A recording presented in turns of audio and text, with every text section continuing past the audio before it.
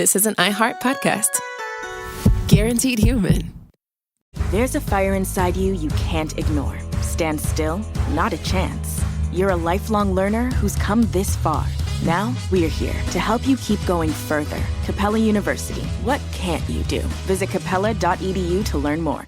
Support for the show comes from Public, the investing platform for those who take it seriously. On Public, you can build a multi-asset portfolio of stocks, bonds, options, crypto, and now generated assets, which allow you to turn any idea into an investable index with AI. It all starts with your prompt. From renewable energy companies with high free cash flow to semiconductor suppliers growing revenue over 20% year over year, you can literally type any prompt and put the AI to work. It screens thousands of stocks, builds a one-of-a-kind index, and lets you backtest it against the S&P 500. Then you can invest in a few clicks. Generated assets are like ETFs with infinite possibilities, completely customizable and based on your thesis, not someone else's. Go to public.com/podcast and earn an uncapped 1% bonus when you transfer your portfolio. That's public.com/podcast. Paid for by Public Investing. Brokerage services by Open to the Public Investing Inc. Member FINRA and SIPC. Advisory services by Public Advisors LLC, SEC registered advisor. Generated assets is an interactive analysis tool. Output is for informational purposes only and is not an investment recommendation or advice. Complete disclosures available at public.com/disclosures. Tired of spills and stains on your sofa? Wash away your worries with Anabay. Anabay is the only machine washable sofa inside and out, where designer quality meets budget-friendly prices. That's right, sofas start at just $699. Enjoy a no-risk experience with pet-friendly, stain-resistant, and changeable slip covers made with performance fabric. Experience cloud-like comfort with high-resilience foam that's hypoallergenic and never needs fluffing. The sturdy steel frame ensures longevity, and the modular pieces can be rearranged anytime. Shop WashableSofas.com for up to 60% off site-wide, backed by a 30-day satisfaction guarantee. If you're not absolutely in love, send it back for a full refund. No return shipping or restocking fees. Every penny back. Upgrade now at WashableSofas.com. Offers are subject to change, and certain restrictions may apply. You're listening to a podcast, so you're doing something else too, like maybe scrolling home listings on Redfin, saving places you like without thinking you'll get them, because that's what house hunting has become. But Redfin isn't built for endless browsing. It's built to help you find and own a home. Redfin agents close twice as many deals as other agents, which means when you find a place you love, you've got a real shot at getting it. Redfin helps turn saved listings into real addresses. Get started at redfin.com. Own the dream. Cool Zone Media. Hey everybody, Robert Evans here, and I wanted to let you know this is a compilation episode. So every episode of the week that just happened is here in one convenient and with somewhat less ads package for you to listen to in a long stretch if you want. If you've been listening to the episodes every day this week, there's going to be nothing new here for you, but you can make your own decisions. Welcome to It Could Happen Here, a show about things falling apart and how to put them back together again. I am your host, Mia Wong, for another It's Both episode.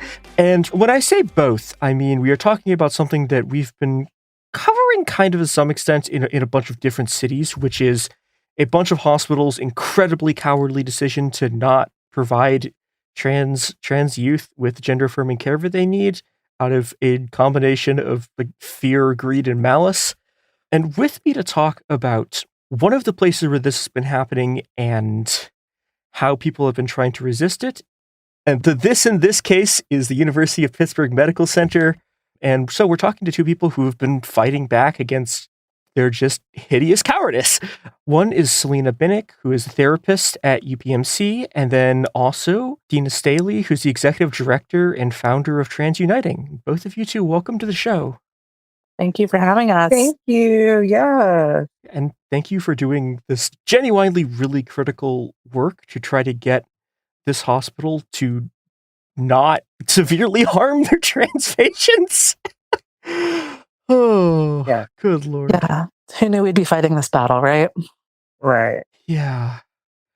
So, okay, I guess the place I want to start is, can you explain sort of the exact situation of what happened after the sort of recent Supreme Court ruling and what the hospital decided to do and but not do? Yeah. So, from our understanding, what's been going on with UPMC or the University of Pittsburgh Medical Center is they've decided to end all gender affirming care. This includes puberty blockers, hormone therapy, surgeries for people under 19. And this is in response to an executive order that was put out in the spring by the Trump administration saying that providers who continue to prescribe these medically necessary treatments would be at risk of felony charges, and that providers who supported accessing this type of care could also be in trouble as far as getting felony charges for aiding and abetting. So that's the way that the hospital system is interpreting this executive order. So there has been a lot of pushback from multiple providers, people throughout UPMC, and the biggest issue is that they created a deadline of making these changes starting June 30th. This is an arbitrary date that they decided within the hospital system. This date was not given to them by any kind of federal proceeding or legal mandate. And after that time, they're no longer going to be prescribing these medications. So starting in April, UPMC stopped taking any new clients who are under 19 who were looking for hormone replacement therapy or any kind of gender affirming care. And starting June 30th, they are slowly tapering off all clients from their puberty blockers or hormone therapy over the course of 3 to 6 months, depending on what their current medication course is.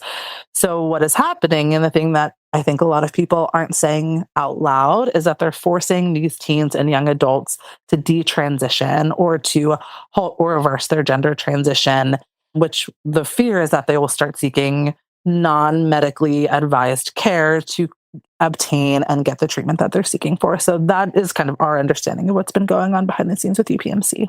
Yeah, I also just want to say, like, I've had like insurance bullshit where like I've been taken off of my stuff for like a month and a half, and it sucks. It is awful. It is psychologically painful in ways that are like difficult to describe. Right. Like, it really sucks. Right. From a physical standpoint, you're going to get side effects, you're going to have issues from coming off these medications. But from a mental standpoint, right, it's like these people who are not your doctors are determining what your care is. And it's incredibly harmful in both the physical and the mental aspect of it. Yeah. And again, we're just talking about healthcare for trans youth at the end of the day. And a lot of them were on puberty blockers and just therapy that they're taking away. Any persons over 18 years old, they're legally, able to vote, should be able to make their own decisions if they want to with their health care. So it's really disgusting and disheartening what is happening. And here in Pennsylvania, UPMC was the first large health provider, which is one of the largest in the state, to start this domino effect of stopping care for trans youth.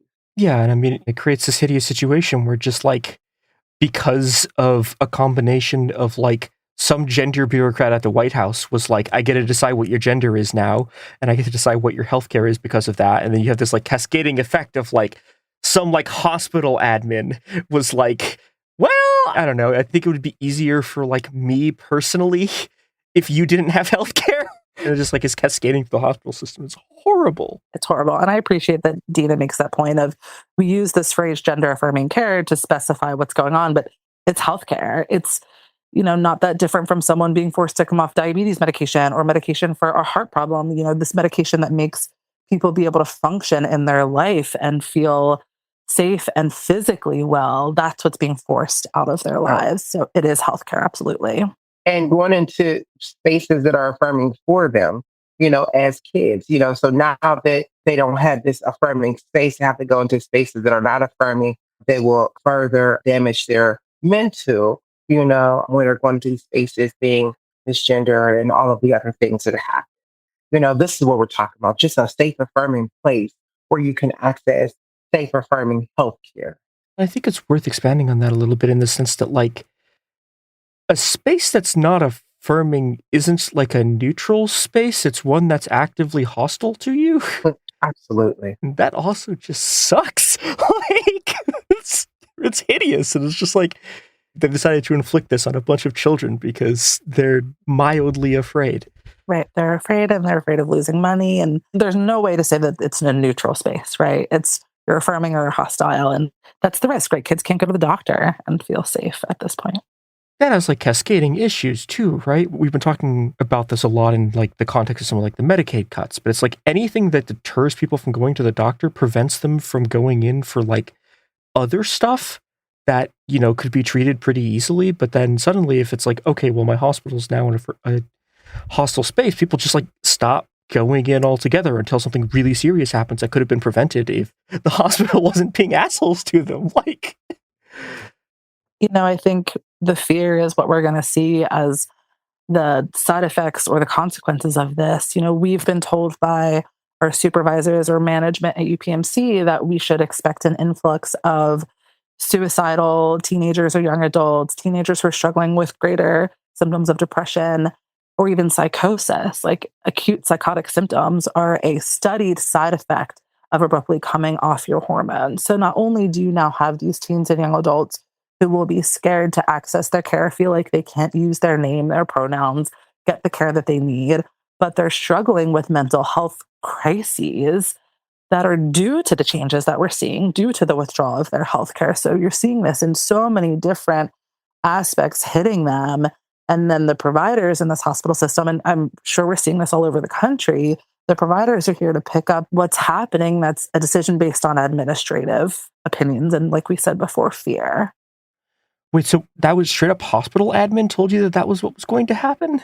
So basically, after this went into place, I work in a suicide prevention clinic. So we were told by the people that we work with to be ready and to start having meetings and having discussions around how to better support these kids, knowing that through research, we found that coming off of hormones can cause increased risk of suicidal thoughts, psychosis, and depression.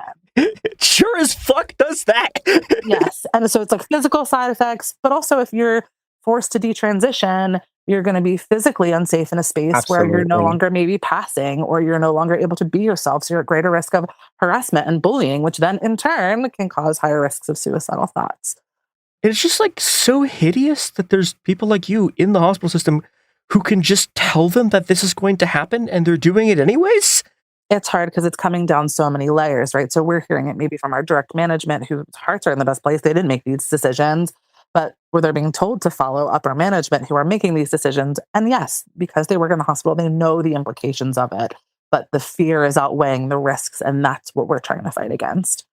The lightest possible response that I have to this is I'm thinking about that Lord Farquaad line from Shrek where he goes, "Some of you may die, but that's a sacrifice I'm willing to make." It's like, these hospital admins are literally doing that. They're like, yeah, no, some of these kids may die, but like, whatever, that's fine. I don't have to deal with like maybe a lawsuit in like 3 years.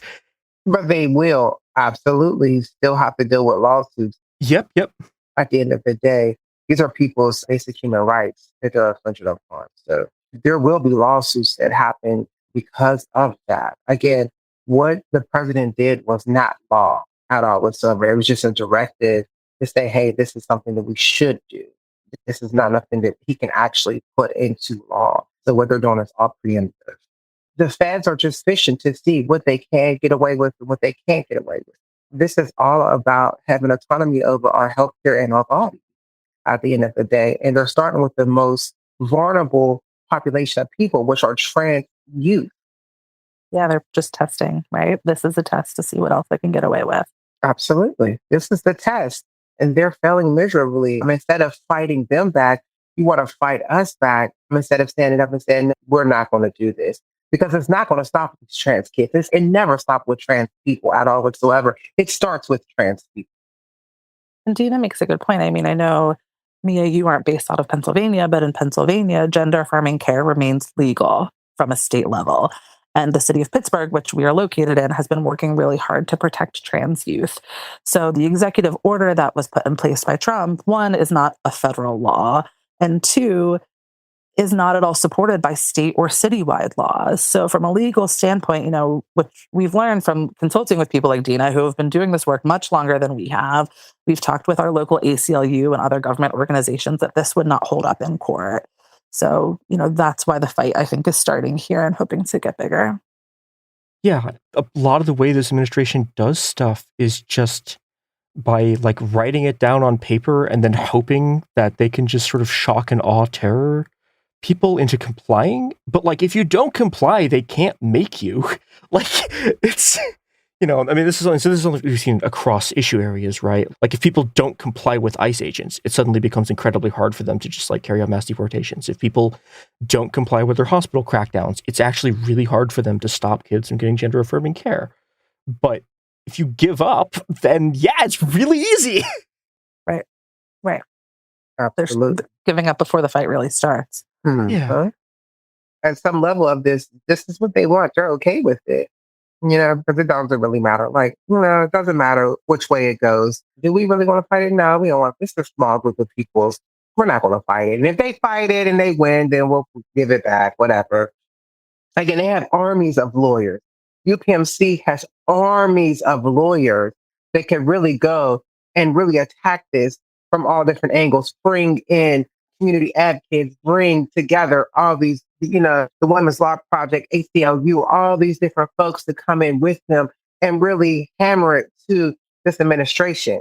But they choose to not do that and choose to be complicit in the bull crap. Yeah, 100%. Okay, so we unfortunately need to go to ads. When we come back, we will talk about how we're going to fight back. And yeah, it'll be great.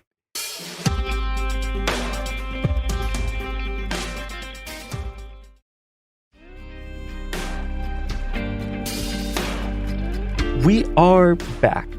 So remarkably quickly after this stuff all started, there's a pretty large protest like outside of the hospital to get them to stop doing this. Can you talk about how this all sort of started to come together and how these efforts got organized?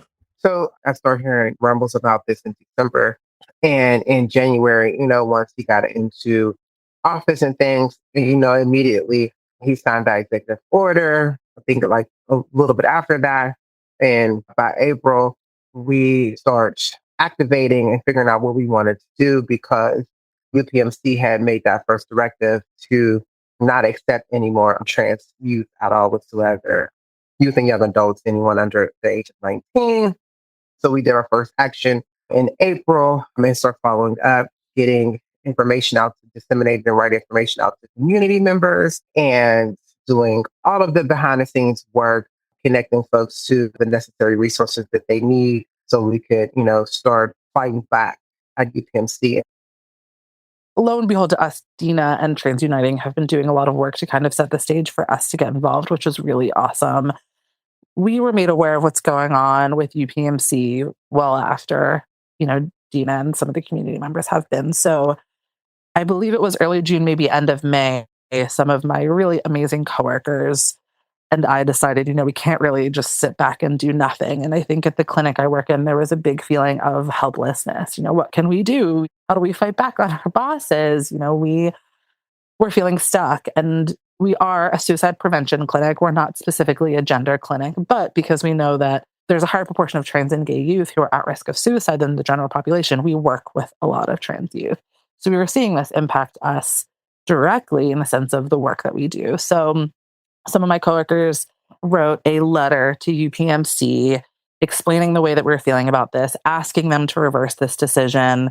The letter discussed several local laws and state laws that would protect them as well as hit them where they hurt as far as discussing the money that they have and the available funds they have to fight this. The letter was incredibly signed by almost 400, actually I think at this point over 400 staff at the hospital system we work in. That's amazing. It's amazing, yes. And while this letter was being drafted, some of my coworkers met with consultants through the ACLU and other local organizations to, one, make sure what we were doing was okay, that we were not jeopardizing too much of our own safety as far as employment goes, but also to get their opinions and start to rally organizations. So the ACLU is who put us in touch with Dina and Trans Uniting, and Dina jumped on it in less than 2 weeks. She and her coworkers had created and built up a rally for us, which we had outside of the UPMC building downtown just a couple of weeks ago. And we had local lawmakers speak.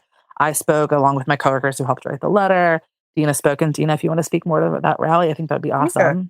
Sure. I just want to say this is what allyship looks like, accomplices in the fight against this, heinous crime, because this is exactly what it is. It's an attack on trans lives, but we brought a lot of folks together, community members, politicians, and workers from UPMC all together. We had about 300 and some folks that showed up. We were on the steps of UPMC's headquarters in downtown Pittsburgh. And we also coordinated with some statewide folks that are actually doing a couple actions throughout this month, but there were two actions that happened that same day as well.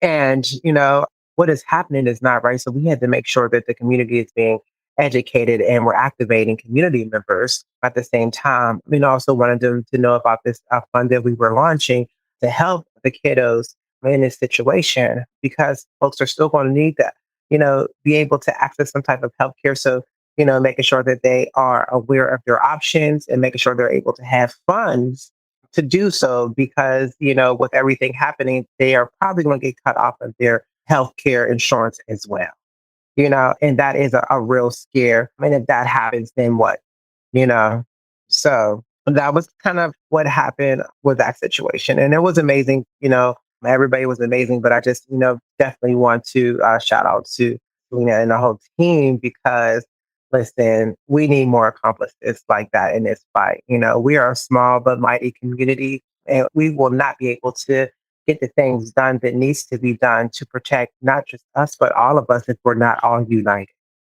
Yeah.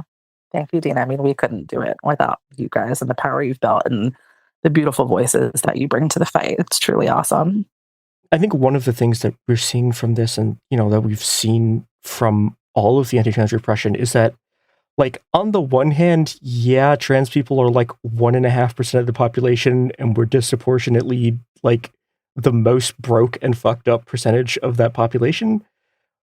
And also we are significantly better organizers, like person for person, than all of the people fighting us. Yes. And it's like, yeah, like they have unbelievable amounts of resources. However, we are really good at like this specific thing of organizing and fighting back. And yeah, well, sadly, like trans people have had to fight for so long, right? They've learned how to do it. And their loved ones, man, like they were there when we were at the rally a couple of weeks ago. I had parents of trans kids hugging me, like they show up and they fight for their people, and it's really empowering. We don't have no choice but to do that. We don't have no choice but to show. We don't have no choice but to fight because we had to all of our lives in order to, continue to walk in our truth, Yeah. And like, I mean, I could talk about sort of the structural factors that make that true, but there's also just, if you're going to be trans, at some point you have to choose to accept it. And like the fact that it's an identity that like you have to make a choice to be like, I'm gonna fucking do this, and like, okay, I am this person that I've always known that I am, et cetera, et cetera. I think that also just like it selects for like a small extent for people who are willing to just like, fuck it, let's go. And I don't know, that's been a thing I've always like appreciated about the way that like these kind of organizing efforts unfold. Period.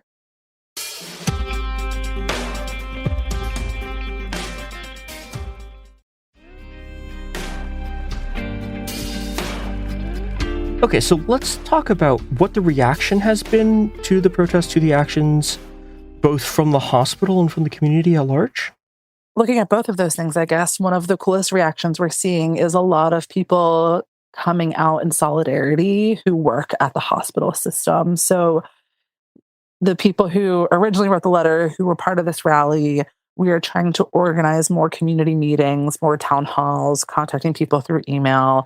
And Dina has been very involved in that, along with some other local organizations. But the word is spreading, and we're getting in touch with a lot of people in a lot of different departments throughout the hospital who are here and want to show up. We're seeing physicians, social workers. UPMC is also, of course, a massive insurance conglomerate, and we're seeing people who work in the insurance side of things come out to support this. So that's been really amazing.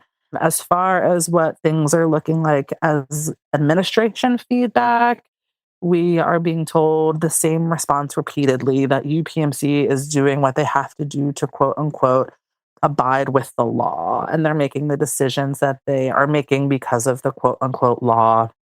And they will continue to offer behavioral health support to trans youth and young adults to support them through this crisis. So We are trying to meet together and talk a lot about what that means. Of course, there is some fear of, will that be stripped away? We actually saw not that long ago, I think it was only last week, that in Ohio, they built into their state budget that Medicaid can no longer cover quote unquote trans affirming therapy. So this isn't even puberty blockers, it's not hormones, it's talk therapy. And what will that mean? We hope that we're protected here in Pennsylvania, but there's always risk that this can come into place at a federal level. So these talking points that they're sticking to, it's not so black and white as they're presenting it. They're not abiding with any certain law. We don't know that therapy is protected, but that's what's they're sticking to. And that's just what's repeatedly being stated throughout various press contacts that are being made through the hospital. They're doing whatever the fuck they want to do. Yeah. To put it lightly, yes. Yeah, this is what's happening. And we just have to continue to fight because they want to take us back to the 1950s. And that's not going to happen. That's not going to happen at all whatsoever. This ain't 1950. This is 2025. And you can take away all you want to. We're going to fight and we're going to put it back in place. A lot of times it is so much harder to take things away and try to get them back. But, unfortunately, we're here. And a lot of Americans didn't think that we would be in this predicament. It's not going to get nothing but worse. So hopefully it opens up people's eyes. And we have to unite as a people. That's it. That's it. That's all around all of these issues. There's so much happening, so much being thrown at us at one time. But we have to unite as minority people, or we will be in a place like 1950s. Because, we're about to be in a Great Depression. By January, we will be in a Great Depression. Everybody get ready. Hope you got your canned good. Yeah. Well, and I think there's another element of this too, which is that you can look at them doing a we're just following orders thing, but there's no actual orders, which makes it even more pathetic than the original we're just following orders people, which again, and I want to note this, just following orders did not prevent you from being tried at Nuremberg. That was found to not be a defense. So right. Remembering of where that went down in history. But the second thing too is in terms of there being so many different things where everyone needs to sort of pull together and fight this. The other advantage that we have that's different from 30s Nazi Germany, right? Is this stuff is all really unpopular. Everyone hates it. Everyone hates Trump. His approval ratings are terrible. The approval ratings for everything he's doing across the board are just really bad. The thing about the Nazis was that Nazi Germany people wanted. They were unified. Mm-hmm. Yeah, at least to some extent, they were able to smash, they were able to sort of wipe out everyone who was opposing them. But significant portions of the population wanted all of that shit to happen, and that is just not true here. Right. And our job is to make sure that the fact that nobody wants the shit to happen actually turns into it not happening, instead of just this unhinged autocratic your king is writing decrees on a piece of paper and suddenly hospitals are following them, even though there's just nothing behind them. Nothing but bullcrap. But again, we just have to band together. I think folks still, in a sense, they're in that mind frame of 2024. It's this is not 2024 at all whatsoever. And if you don't get with it, I don't know. Yeah. But we're going to continue to fight. That's not going to stop. We're going to continue to make waves and activate, educate people about their rights, and, create spaces for trans youth to be safe as much as possible. Can't do it all, but as much as we can do, we will do. Yeah. And I think that also raises a question for the people listening to the show, which is that what can people do to put pressure on this hospital or their local hospital to do this, and how can people sort of help the effort to get UPMC to fucking give kids their health care? Absolutely. So what they can do is they can go visit transunitingpgh.org. They can sign a petition that we have up. You can donate to the fund that we have going currently. Locally, what they can do is, work with their borough or city councils to create legislation to protect trans kids and youth, young adults, and on statewide levels as well. But what we have to do is we have to put pressure from the top and from the bottom, on the government to, the state government to make these changes. Because again, there are no laws in place at all whatsoever. So now we have to take that and we have to make laws statewide in each state to protect not just trans youth and young adults, but trans individuals and any minority groups that are being attacked by this orange man's regime. Yeah, it's a lot of rallying together. And I think what we've seen here is how amazingly we were all able to come together as a community and fight. And I think reaching out to your local organizations, I mean, if every city had a Dina Stanley, they would be in a much better position to fight this fight. But, you know, working together with the people who know how to organize and fight, but also not be afraid to get your feet wet in that active organizing. You know, we have been working with Action Network to open up letter writing to our community so that you don't have to be a UPMC staff to let UPMC know how you're feeling. We're trying to host more town halls and community meetings. We hit Instagram. We have an account called Providers for Trans Justice, where we're trying to get the word out so we can rally more together. I think a big piece is if you're able to contribute financially. Trans Uniting has their Youth Healing Fund, I believe, Dina, that's what it's called, where people can financially support trans youth who are having trouble accessing their care. And especially knowing what we know, what's going to happen with Medicaid, this is even more important. So, I mean, if you want to support us in our fight against UPMC, I think it's be loud. It's not stop. I believe that the hospital is just waiting for everybody to quiet down. But we're only going to get louder because these taper plans just started for these teens and young adults. They're still on their medications. And the further away that gets, the louder we're going to be because the risk is really going to increase as the months go on. Absolutely. So don't stop. Be loud all the time. Be accomplices in this fight because no matter what, know that you're next. So you can either join in or you can wait for your turn. And by that time, it may be too late and there won't be no one to be able to stand up and fight.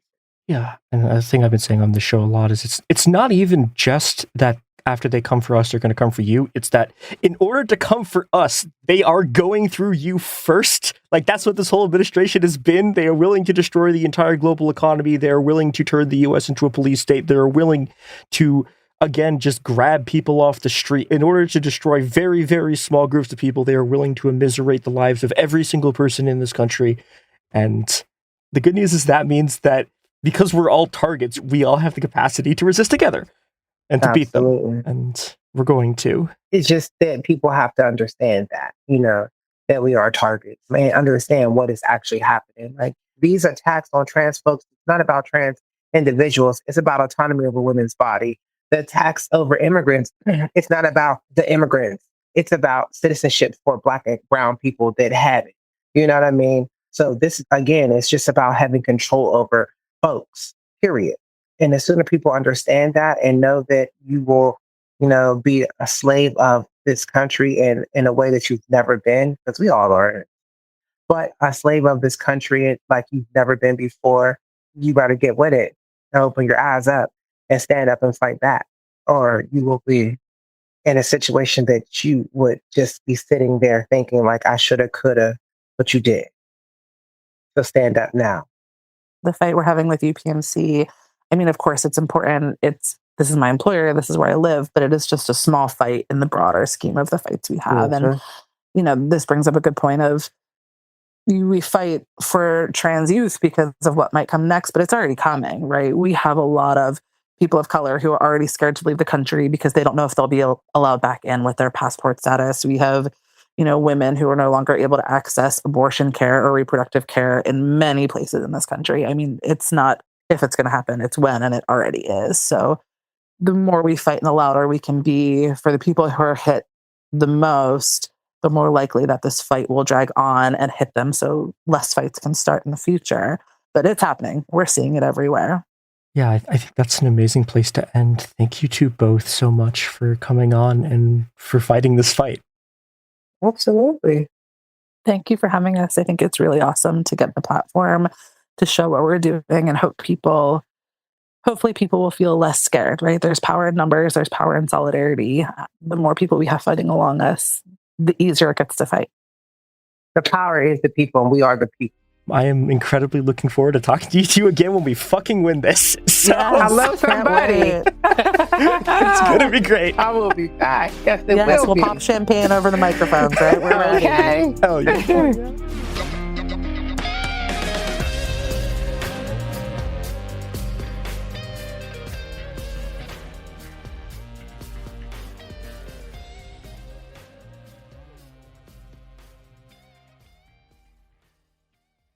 Support for the show comes from Public, the investing platform for those who take it seriously. On Public, you can build a multi-asset portfolio of stocks, bonds, options, crypto, and now generated assets, which allow you to turn any idea into an investable index with AI. It all starts with your prompt. From renewable energy companies with high free cash flow to semiconductor suppliers growing revenue over 20% year over year, you can literally type any prompt and put the AI to work. It screens thousands of stocks, builds a one-of-a-kind index, and lets you backtest it against the S&P 500. Then you can invest in a few clicks. Generated assets are like ETFs with infinite possibilities, completely customizable and based on your thesis, not someone else's. Go to public.com/podcast and earn an uncapped 1% bonus when you transfer your portfolio. That's public.com/podcast. Paid for by Public Investing. Brokerage services by Open to the Public Investing Inc. Member FINRA and SIPC. Advisory services by Public Advisors LLC, SEC registered advisor. Generated assets is an interactive analysis tool. Output is for informational purposes only and is not an investment recommendation or advice. Complete disclosures available at public.com/disclosures.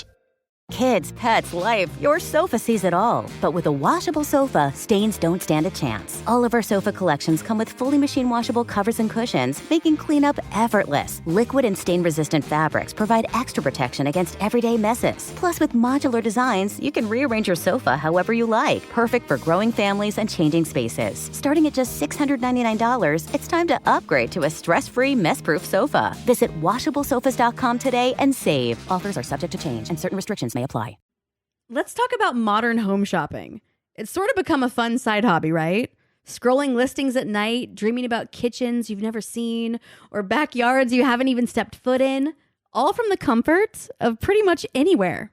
Redfin knows a lot of people like you want to own, but are stuck in this browsing mode loop. That's where Redfin flips the script. With listings that update within minutes and tours you can book right from the Redfin app, you can see your dream home the moment it appears. Now, liking a listing is easy, but actually landing it, that's where Redfin comes in. Redfin has over 2,200 agents with local expertise. And Redfin agents close twice as many deals as other agents. That means they want to help you win, not just window shop. Redfin is built to help you go from just looking to wait, this could actually be home. So become the newest neighbor on the block.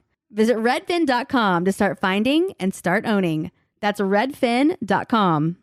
Flag football is exploding, and iFlag is leading the way.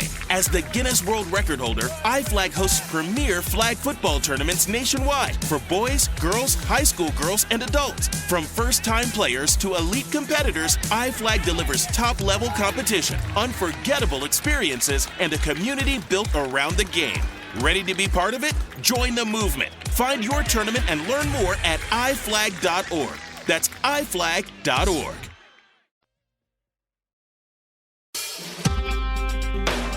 This is It Could Happen Here, a show about things falling apart. I'm Garrison Davis.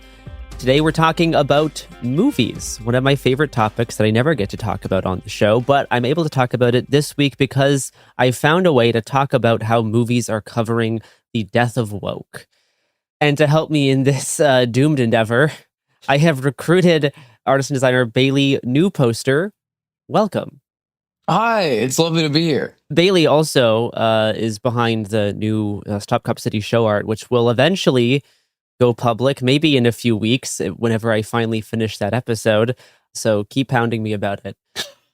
So we're going to talk about two films that came out this past July, Superman and Eddington, which I think are actually very closely related, despite being very different from each other. I believe they're kind of equal and opposite films. And I realized this after I saw Eddington at a theater in Brooklyn and walked outside to the posters for Superman and Eddington being right next to each other, which are very different. And then I realized this is actually kind of the same movie, but doing like, or they're very related films, right? Now, I think they really are like the equal and opposite of each other. Both are like uber contemporary. They're very online. They have a sort of like gestural politics. And I think they're both reactions to a conflicting view of American decline. Both have surprise Tucker Carlson appearances, and both have failed cancellations. There's a lot of overlap in some of the plot points of this film, and I think what they're actually kind of saying about current American culture, current American politics, and how it like relates to social media. I think we should first talk about Superman to get over that, so we can discuss Eddington, because I need to discuss Eddington in relation to Superman in some ways. So I guess people have been enjoying this film. I think a big part of why is how the film tackles geopolitics, oddly enough. The geopolitical conflict in the film was most likely, based on when it was written, trying to pull from like Russia's invasion of Ukraine. Mm-hmm. But because the film took a long time to write, by the time they shot the film, there was a whole other geopolitical conflict happening, which influenced, at the very least, the visual language of the film, which pulls from Israel and Palestine. It's nice to see it like represented, I guess, on a blockbuster film. Like that's what it feels like. It felt like nice to see it, you know? It's like an acknowledgement of the atrocities happening. Yes. Like essentially a Benjamin Netanyahu stand-in is basically like the secondary villain of the film. And at this point, I guess we'll just have to talk about #spoilers. If you haven't seen these and you want to, you can go see them. If you're okay with hearing us talk about it, that might make you want to see them more, then feel free. I don't think spoilers actually ruin a movie. But yeah, like Netanyahu dying in the film gets like a massive crowd reaction, at least when I saw it opening night. And people definitely feel a degree of like catharsis, like watching, superheroes stop the IDF from massacring, civilians who were like Arab civilians. Like it's at that point they transcend like the Russia-Ukraine aspect, and it's like very, very clear what they're visually pulling from. Yeah. I think the falafel cart guy is the one yeah, that's crazy. Lex Luthor executes a falafel cart owner. And I'll talk more about how the film like riffs on Palestine in a bit. There's other aspects, I think, of how Superman is reacting to what James Gunn sees as like American decline.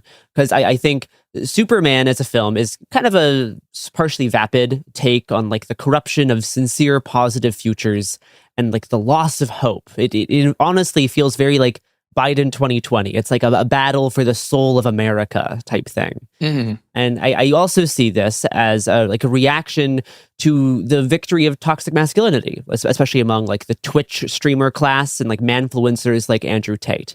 And instead you have Superman as this like goody two shoes Boy Scout, the way he should be. And this is the aspect of the film I think works the best, is honestly their characterization of Superman. The cast is phenomenal. David Cornsweet does a really good job, and I do like this version of masculinity. It's still funny to see like posts online of people being like, "Wow, I'm actually going to try, being nice to my neighbors now that I saw Superman." I'm like, what the fuck? I'm going to pick up my girlfriend today and be happy when I'm around her. Yeah, so that feels a little odd, but like I guess it's good that people can feel like Superman when they're doing good things, helping an old lady cross the street or whatever. I think that aspect of like decline I sympathize with, this like loss of like positive masculinity. And I think Superman can be a symbol for that, for new people who are addicted to watching like Sneako or whatever. Yeah. I think that's probably good. And in some ways, I think this film, honestly, like the exact same film would have been received a lot worse if Kamala Harris was president. I think the fact that everyone feels so hopeless, like depressed, hopeless, and defeated because of Trump, I think this actually contributes to the positive reception the film is taking. And myself and a few other people kind of even predicted this like back in November, trying to like forecast like the reception of Superman and like Fantastic Four and like all these companies who are trying to like save the superhero genre from like eating itself right now. Yeah. But for me, at least, there is a more insidious aspect of Superman that I do not see being discussed as much beyond, James Gunn still obviously upset that he got canceled, and is making that a core plot point in this film is he's actually Superman and he shouldn't have been canceled. He shouldn't be canceled, and the people canceling him were monkeys at typewriters. And wait, honestly, that part is true. Oh yeah, the people trying to cancel James Gunn were monkeys at like on typewriters. I thought that bit was great. I thought that bit was I was like, that's very like one panel gag in a comic, which is, wonderful. The movie felt very Grant Morrison. Totally. Those are the aspects that I really liked. Yeah, totally. Staying on the political subject, I think you could draw a very good analogy between this feels like this year's Barbie, if that makes sense. Sure. Like the kind of like corporate political, not girls get it done this time, obviously. This is like more of like not even anti-toxic masculinity. I think it's just pro this form of masculinity, which I think is more productive. Yeah. But I also think, there's like neo-lib stuff going on, and also the fact that the movie, because it's a blockbuster, can't properly handle anything. Like it kind of has to just leave everything at the road, on the side of the road by the end of it. I don't know. This is very much similar to Barbie, in which I kind of had the same reaction to. It's like they're like okay movies, but I find the political posturing actually slightly insulting in a certain way, based on how shallow it is. And I'm gonna actually get into that more on Superman here. I've seen people talking about how like emotional they got during the scenes, like very evocative of the Palestinian genocide, like people like, crying and tearing up and feeling so seen. And on one hand, that's good, but that also gives me a bit of an icky feeling. And someone else expressed this very well, the co-host of the Hit Factory podcast, at Deep Impact Crier on Twitter. She's the co-host of the podcast Hit Factory, which is about 90s cinema. I think her name's Carly. And she expressed this kind of soft disgust that was growing in me, but both kind of during some of these scenes and frankly watching people's reaction to it. She said, quote, "That's the point, isn't it? To immerse you in a fantasy where civilian life matters, to distract you from the reality where civilian life does not matter, to offer you abstractions of already abstracted images of imperial violence so that you can experience catharsis, escape, and absolution. A movie like Superman exists to take the literal spectacle of genocide, filling our feed for 2 years, and further mediate/abstract the spectacle so it can be transposed onto another product of empire and strategic interpassivity to keep us ideologically and emotionally confined to its order. Any empathetic impulse engendered by forms and aesthetics of imperial violence and mimetic rhythms of technology it trades in confines us to the limits of the language of empire. It keeps us operating on its terms. We need cinema that ruptures familiar imperial forms and its rhythms." Unquote. So movies like Superman and the way that they depict atrocities actually like make us more indebted to the imperial system, because the imperial system can give us a product to make us feel catharsis about the violence that the empire actually does. And that catharsis keeps us going. Like that's what allows us to not like fucking destroy everything around us, because we get enough of that catharsis that it makes us able to keep living. And that's in the end what products like Superman are kind of doing. They're making us feel just good enough by expressing the displeasure we have at what our government is doing, but still making us like fully married to the existence of that empire. Like we can't live without it because of the comfort it provides us, including this cathartic comfort watching fucking Guy Gardner stop the Palestinian genocide. Oh, which God. If you told me that sentence like 5 years ago, I would have not believed you. I would have not believed that a cinematic depiction of Guy Gardner is going to stop the Palestinian genocide, that hot girl is gonna kill Netanyahu. I would have not believed you for a single second. And that kind of shows the level of absurdity that we're kind of dealing with. And that aspect, I think, is what makes what Superman is doing actually far more insidious than any of the controversial politics in something like Eddington. I also think that the whole like indebted to empire thing, I think this is like the case in point example of that, considering Superman is literally a symbol of American values. Or certainly has like become that, and like, had a more positive version of that in some ways during his like birth in World War II as like a symbol of like Nazi resistance. But instead now is, very much turned into like truth, justice, and the American way, to the point where a lot of his, like immigrant aspects have been kind of undercut in the past few years. Yeah, I saw an article I didn't actually end up fully reading because it was on I forgot what it was, the Washington Post, or maybe it was the New York Times, where it was like blocked or something. One of the big two, yeah. Yeah, it was an author who I think was an immigrant, and it was like talking about how Superman undercuts the immigrant experience, and that he is like literally born on the planet anyway. So it's not really like it's not necessarily he doesn't go through any like cultural conflict, I guess. Totally. I also wondered about, well, I guess it doesn't. I was gonna think about taking the immigrant aspect and then talking about one of the main parts of the movie, which was his parents are like, you need to go and make a harem on Earth or whatever, is sort of interesting. Yes. The aspect that his immigrant background has been very corrupted in this film. Like there's like a certain like foreign evilness associated with Superman now. Yeah. You're an immigrant and like that's good and that's great and very American, but you shouldn't be what your parents were. You're like foreign parents because they wanted a harem of lovers and to like conquer the West or whatever. Yeah. Which, considering the fact that this was written during the Russia-Ukraine thing and not mainly during the Israel-Palestine thing, I don't know if that's like, but because that's in the movie, I have to think about it. You know what I mean? I don't think James Gunn was conceptualizing of that when he wrote it. I think it's an unfortunate product of what happened aesthetically, but it's not that big of a deal, but it is weird. Like it's something to think about. That aspect did not bother me as much as it did like for some other people. Yeah. For my overall thoughts in the film, I think it's basically as good as every other James Gunn film, which frankly just is not my cup of tea. I've never really loved the Guardians films. I don't think James Gunn's a very compelling filmmaker. I thought it was just fine. It definitely felt like episode 13 of a TV show that doesn't exist. Yeah. Which as a comic book appreciator, I like. As a film appreciator, I don't like. But certainly the more campy aspects, I enjoyed a lot.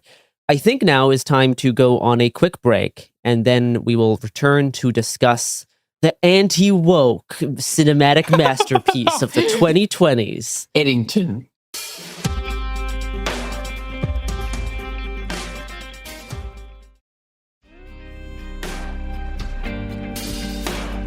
All right, we're back. So I would like to now talk about Eddington for the rest of the episode, essentially. But like I said before, Eddington is the equal and opposite of Superman. Both are very contemporary, very online. Both are politics gesture, and I think they're reactionary, but they're specifically reactionary in very different ways. I think they're reacting to two very different types of decline in America, or like perceived decline in America. So Eddington is directed by Ari Aster, who made Hereditary, Midsummer, and Beau's Afraid. I'll talk more about my thoughts on Ari Aster at the end in a conversation with Janie Danger. But I think Eddington is not anti-woke, actually. I was lying. I think Eddington is a post-woke expression of kind of scared nihilism, or like a depiction of the nihilism inherent to American politics right now. Like everything is a conspiracy theory. There's this specter of cancellation around the corner. And like, speaking of specters, I think so much of both Superman and Eddington for me is like, there's this specter of wokeism that's haunting America. And both films are trying to deal with that specter. I think Superman partially mourns that wokeness. And Eddington deals with its more like actual, like haunting and like a ghostly qualities. Some of its more like uncanny qualities sometimes. More than anything, Eddington digs into how we have created a profoundly antisocial culture, which even leftists contribute to, and in some cases actually conceptualize that as a form of like based praxis, and how we've all become just reflections of our internet feeds and use politics as a justification for personal cruelty, or at the very least use politics as an outlet to channel antisocial behavior in a way that you can self-perceive as being morally good. And I think both the left and the right do this. Obviously, like the right does this with their like pedophile crusader shit. Never mind the whole Epstein thing. Just ignore that. Ignore all of the actual right-wing pedophiles. But it's entirely about aesthetics. It's about absolutely, who looks like a pedophile to me, and it's the gay person. Aestheticized politics, right? Yeah, which is huge on, I think, political extremism in general. Politics start developing more aestheticized forms.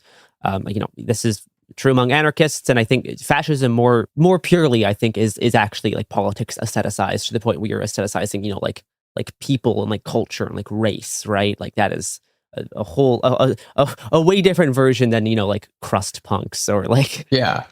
like you know, Black Bloc. Did you see the I don't remember what the account was. It was like something of defense tweeted like some AI like from one of those like military fiction like accounts or something. And it was like a picture of like a white dude holding like a fucked up looking M4 because it was AI generated, and he's got like a bald eagle on his head. No, but that sounds great. It got tweeted today. It's like the fucking lamest thing I've ever seen. And like, I just don't even know. Like, not only the fact that he's like, obviously he's using a photo of somebody else, but it's not even a real picture of anybody. It's like a fake image of somebody that somebody else made. Yeah. Like that he got off of like one of those like gun LARP aesthetic accounts. I just found that very interesting. I don't know. Bailey, what did you think of Eddington? I adored it. I loved it. The moment that I knew that I was going to enjoy it was probably where it's revealed the energy plant is called Perfect Gold Magikarp or whatever, which is like so funny. Like all those AI guys making all their products, like they're calling it Sauron's Eye or whatever. Yeah. So good. But I adored it. I think that Joaquin Phoenix is wonderful in it. He's a great actor. I think Ari Aster is like one of the few directors that can perfectly slot him into this like just neurotic, impotent man role, you know? Very impotent, yeah. Yes. So the scene that I really like, that I think about probably the most, or the character I think of probably the most, is the homeless guy. Yeah. The homeless guy who wanders into the film and is he's a stranger walks into a strange town, like opening of the film. And then all of the scenes where he's like, he kind of bothers everybody. Yeah. Like he's, like in Gavin Newsom's like anti-homeless policies, it's a very bipartisan, we have a bipartisan anti-homeless thing going on, obviously. And he is also like, even when his character like snaps and kills somebody, he like kills the homeless guy first, which I found very interesting. Yes, I think this is really crucial, that when the sheriff starts his murder rampage, the first expression of violence that he feels personally justified in doing or feels catharsis in doing isn't like the fake woke mayor. It's not Antifa. It's the homeless guy. That is the first target of acceptable violence in the mind of the sheriff. And I think that is a very accurate look at American politics. And that's not something I've seen discussed very much in relation to the film. No, and I in a way, he's still impotent after that. He's like, he's not even enacting, I wouldn't even label that as political violence. I just label that as violence. Yeah. Right? Like earlier in the movie, all the like teen woke protesters are like sitting out in the street and the homeless guy's kind of just standing. And like, he's like, hey man, I don't have any money. Like he's not even asking for anything. Yeah. He's just kind of standing there and making them all uncomfortable. He is the specter of the other wandering into this town, and then everybody has to like, and he's like the beginning of conflict, Yeah, they're like the easiest group to other is the homeless and the mentally unwell. No, I think that part of the film works really well. And I guess this film has received a mixed reaction, which I talk a little bit about with Janie, which you'll hear in a sec. And I guess I'll start by talking about how I believe Eddington works as a piece of post-woke cinema. And I was talking about this with someone, and they asked me what post-woke was. And I was a little confused because that's a term that I feel like I understand really well, but then I failed to accurately describe it to them. And I think it relates to like this whole cultural moment that we're in now, especially after the 2024 election, where we're facing this larger cultural backlash against, woke TM, and how that highlights like the limits of diversity, representation, and complicated language to explain topics that might actually be, reasonable, but by expressing them, you sound very unreasonable. And I think what post-woke is, and the reason why Eddington is post-woke and is not anti-woke, like Eddington's not a centrist movie. I think it actually is fairly political, but it's post-woke in such that it is a continuation of radical politics, which incorporates critiques of the woke era, what critics would describe as an overreach or excessive focus on language or singular identity, trading inaccessible education in favor of in-group signaling to prove personal political purity.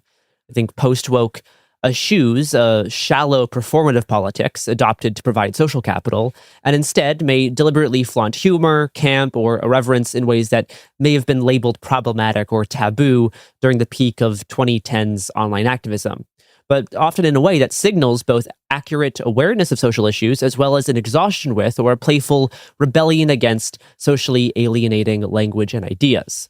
And this can include using irony, parody, and camp to engage with social issues without the existential gravity or earnestness of prior education-focused eras. There may now be jokes, themes, or performances that skirt or playfully violate previous norms of cultural sensitivity, but not out of ignorance, but as a conscious reversal or escalation, while actually emphasizing material support over linguistic gestures and systematic pressure over individual personal action.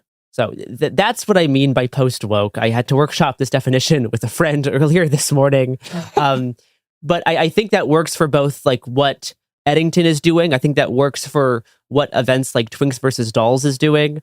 How it's not anti-woke, and it's not purely reactionary against woke. It is actually a continuation and an escalation while adapting to fit the current political climate and still like reflecting on some of the shortcomings of the quote unquote woke era, which we see throughout Eddington a lot in the form of like, you know, performative politics, especially that like one like Zoomer guy character. Oh yeah. Who, you know, goes on that whole rant about like abolishing whiteness to his parents based on like Googling these concepts like 30 minutes ago, and now feels like he has like an academic level understanding of whiteness as a concept. The intro to him, or I guess it's the second time you see him, but he's at the party or whatever, and like he gives kind of an opinion to this girl that he has a crush on. They're talking about like, you know, whiteness and like privilege and stuff like that. And class. Yeah. And class is the really like, because clearly I think he's supposed to kind of be like a lower class like character that then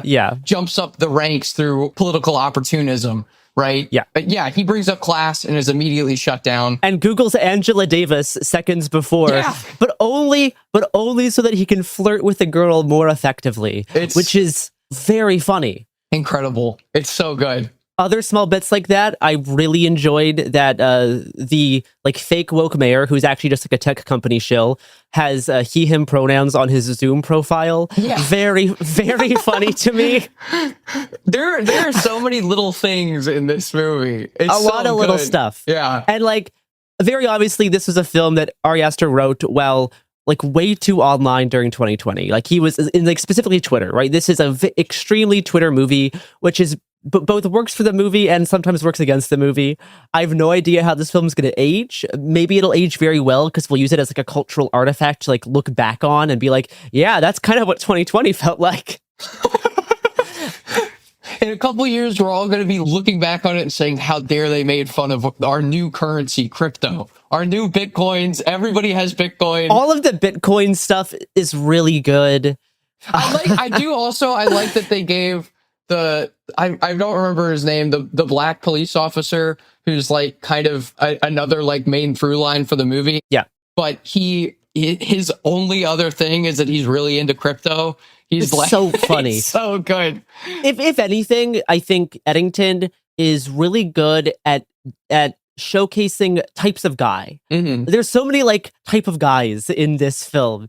And I think that's one of the real highlights. And at least for me, like I've been very politically aware and engaged since, 2018 or so, especially starting in 2020.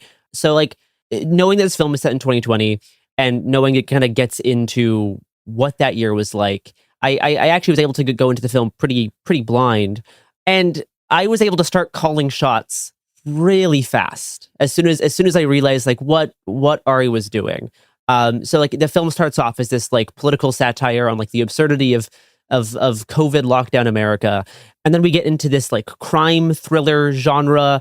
Then it concludes with this action genre. But at the very start of the film, when it's just like this kind of quaint like parody of lockdown America, I was like, okay, so at like 45-minute mark, we're going to get George Floyd, right? At 1 hour in, there's going to be riots. Hour 15, there's going to be some like Antifa type situation.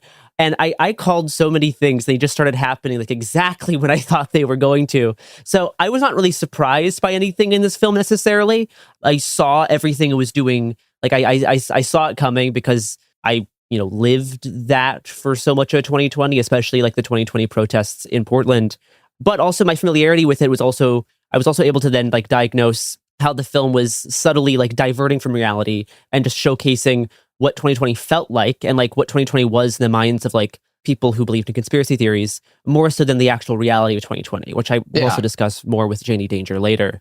But I think specifically like the genre switching and then setting up all of these like 2020 hallmarks, I think the film does really well, doing like pretty solid foreshadowing and hitting all the points that you're going to have to hit if you're going to make a film about 2020. Yeah.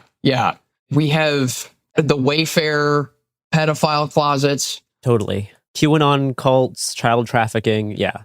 So I watched the movie Network like 4 days before I watched this. I need to see Network. Oh my God.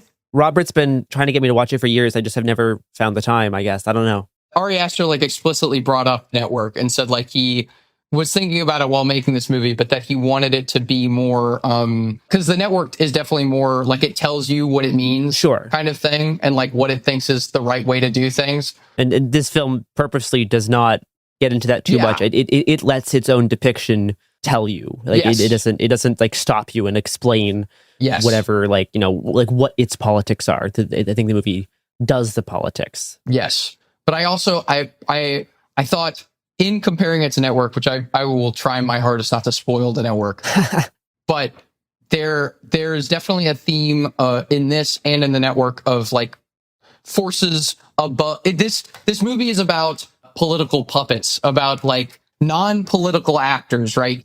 Joaquin Phoenix's character talks about how like he's not for the government, he's for the people, kind of thing. So he's clearly doing like a populist thing. And then by the end of the movie, he's all the more like he's literally a puppet, right? Like he's like just a sack of meat that is like has to watch his mom is not even his mom, his mother-in-law. His mother-in-law has ex mother-in-law. Yeah, it's just incredible.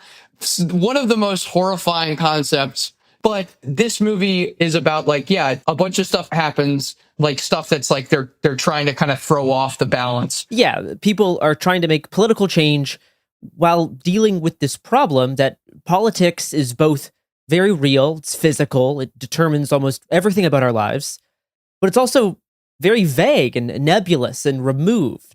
So, like, how do you exert agency over something that is both real and non-real?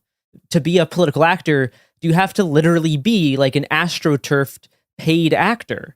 The people that seemingly have the most political agency aren't even acting on any personal agency, but instead are just furthering the interests of other entities. Yeah, but the corporations, the big money people, whoever's like in the background, right? The plane with the giant hand holding the globe, like, and the Antifa globalist psyop jet. Yeah.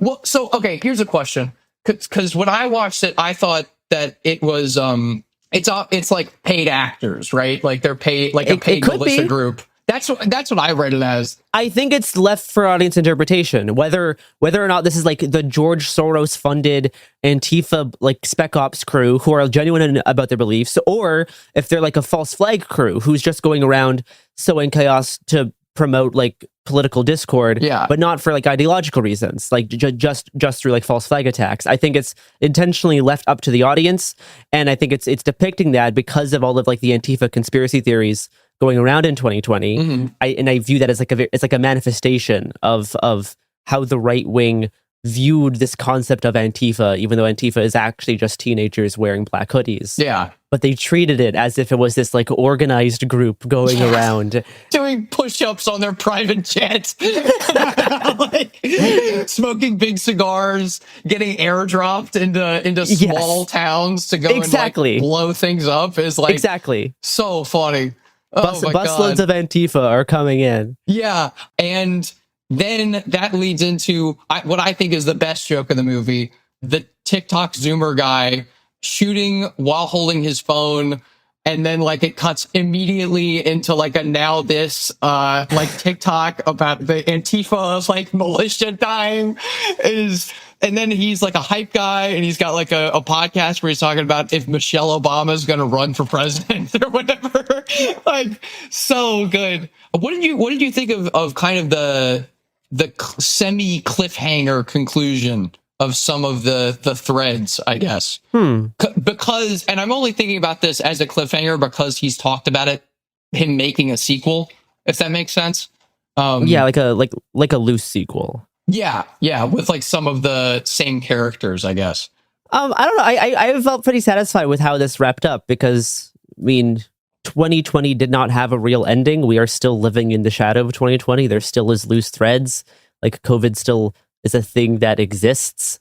We're still living with like the way political violence escalated and never fully went away, with especially like January 6th, and how even the concept of pedophilia still runs almost all of politics. Like, this is what politics is about, is like deciding who is and isn't a pedophile. Yeah. Like the whole conspiracy theory angle, more people are conspiracy theorists now than I think they were in 2020, including like liberals. Oh yeah, no. The whole like Blue Anon conspiracy theories, the alt national park blue sky accounts, the Trump assassination was staged. Like all of that kind of stuff is like, this has just become all of what politics is. It's what your mom does. It's what like your mom or like your every one of your parents does. And not just your right-wing mom now. Like this is like everybody's mom. Yeah. And I think that's the sort of American decline that Ari Aster is depicting, as opposed to the type that James Gunn is depicting. I think it's much more accurate. I agree. And it's much more holistic. Yes. I don't think you could kind of really hold the schizophrenia that the post 2020, post lockdown political schizophrenia that we exist in currently. I agree. Right? Where like everything is ungrounded. You know, you can't do a superhero story like that. I don't think there's like no way to do that. No, unless you use my favorite superhero, The Question. Yes. In which you could do that. And James Gunn, if you're listening, I will write you a question film and it will be crazy.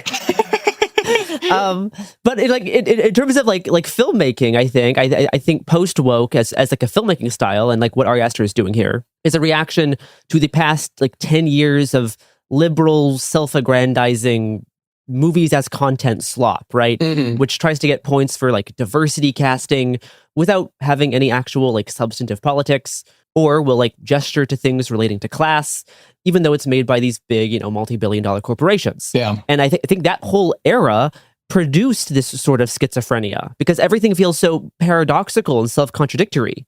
And I think part of the feelings that evokes is what Eddington is trying to pull on. Yeah. And depicting those feelings as a subject itself, not just as like a background thing that we try to either like acknowledge sort of, or try to like not acknowledge and like ignore. I think viewing that cultural schizophrenia as a subject, if anything, that's like the main character of Eddington. Yeah. And I think that's the part that worked the most for me. I think structure wise, a lot of people were talking about like, it feels like too scattered of a movie. I think I saw that a lot in like the critiques of it. And I think like, sure, if we're talking about like just, you know, does it become a little confusing to follow? Maybe, but it's like, that's the point. Like, and not to say like, that's the point, so it washes that away. But like, I don't think you could make a movie accurately. You can't make a movie about that era without it feeling scattered like that. Yeah. That's why I really respect Ari Aster. I think I was talking to my partner yesterday about who's the guy that made like Nosferatu and all those movies. Robert Eggers. Robert Eggers, very good filmmaker, but he's explicitly talked about how he doesn't ever not wanting to do modern films. Yeah, a modern film. I guess I haven't seen The Shrouds, but I've heard very good things about it. Me neither. I want to see that movie because I think Cronenberg is another one who's like, I watched a great lineup for this movie. I watched Cronenberg's, what's the Videodrome? You saw Videodrome recently. That's good. And I can definitely see Eddington kind of being a grandchild of Videodrome in some ways. I would also recommend, I've been reading Mark Fisher's Flatline Constructs. This is a very Fisher movie. Yeah, very Fisher. Yeah, I listened to the the stupid Russell Brand audiobook of capitalist realism. Oh no! Oh, that sucks. I know Russell Brand sucks. But I was at work and I just needed something to listen to, so I didn't like blow my head off. And it didn't end up working out actually, because I was working my shitty job and listening to capitalist realism. Brand. Yeah, Russell Brand. Russell Brand's capitalist realism. Oh God, what a bummer. Yeah, truly Mark Fisher's only L. Yeah, it is unbearable to have to listen to his voice, but it's a great book. I would definitely recommend reading that if you want to go into Eddington even more like locked in, I guess. But this is a very like, capital can convert anything into the image of something else. There was one shot that I found very evocative, which was the shot of like him, Joaquin Phoenix's character is having his hair cut by his whatever stepmom, ex-stepmom, and she's talking about like conspiracy theory while filming it. That's good.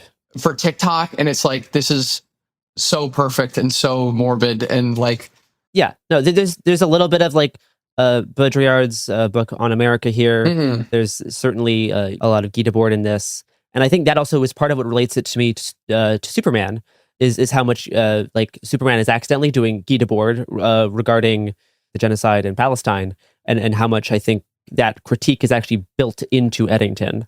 Mm.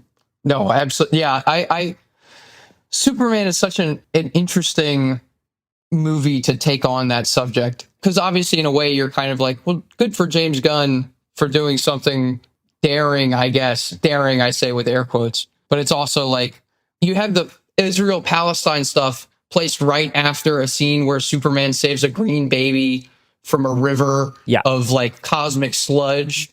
Of like CGI squares. Yeah, which by the way, I'm sure I don't know if this is the general consensus, but I thought that scene was ugly as sin, and I kind of hated it. I hated the whole pocket dimension aspect. I don't know why they didn't do a quick like 10-minute interlude into the Phantom Zone.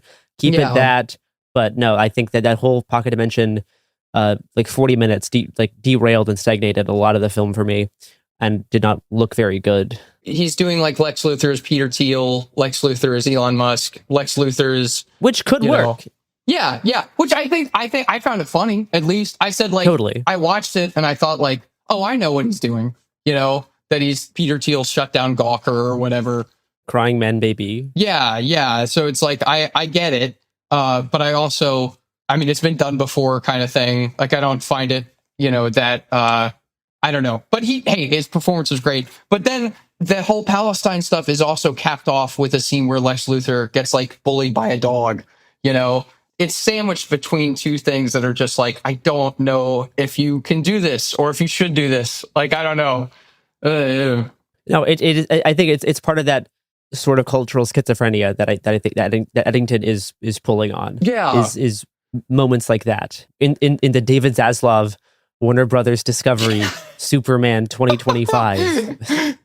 And Eddington just is, it's a film that is like its entire thesis is the jumping around, the just like his car is covered in shit for the entire movie. I love it. So funny. All the slogans are like kind of like they're all trying to put in their own little thing. Like he's like, can we make it about Bitcoin? Can we make it about? It's like a 2020 conservative Facebook feed brought to life. Yes. It's a great movie. I love Eddington. I think that this movie will age very well. Well, what would you like to plug, Bailey New Poster? I think you should follow me. If you have an X, you should follow me at what is it called? At New Poster 2 on X. If you're on Instagram, you should follow me at Postpolitical Bling, which is a terrible username, but it was my Reddit username like ages ago, I think. And then on Blue Sky, if you use that, you should follow me at, what even is my Blue Sky? I'm going to be honest, I don't use Blue Sky, but if you gotta fix the vibes on there, Bailey. We got it. We got to get more like crazy unhinged art on Blue Sky. You're right.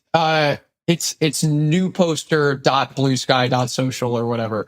So there you go. If you need that, there's the plugs. Well, thank you for coming on to talk about Eddington and Superman. Thank you so much for inviting me. This has been wonderful. I love Eddington. I enjoyed Superman. So this was a good talk. There you go. Lovely, lovely.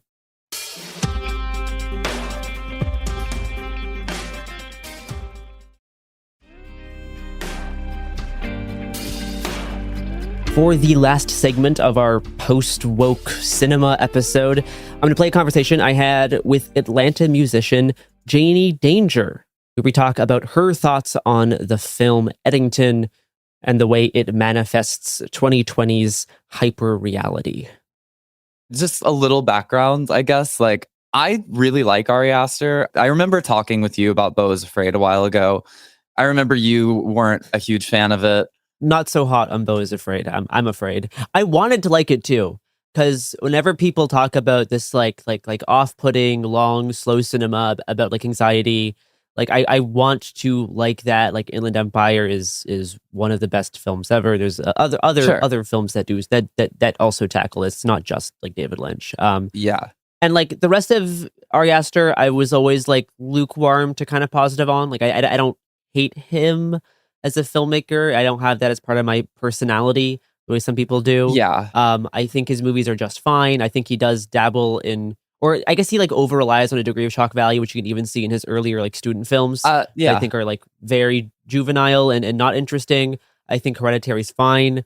So Ari Aster's always like been there, but I've never been like a Ari Aster in bio. I think he's kind of cool to hate now. Like I think with he's very cool to hate now. People really like hating him. But Eddington, I think, has done him a lot of favors though among the people who used to hate him. I've kind of noticed that. It seems like with Hereditary and Midsummer, those were generally like very well received by like the A24 crowd. Yeah. And it was kind of like, I guess the cool opinion would be to be like, those movies are mid.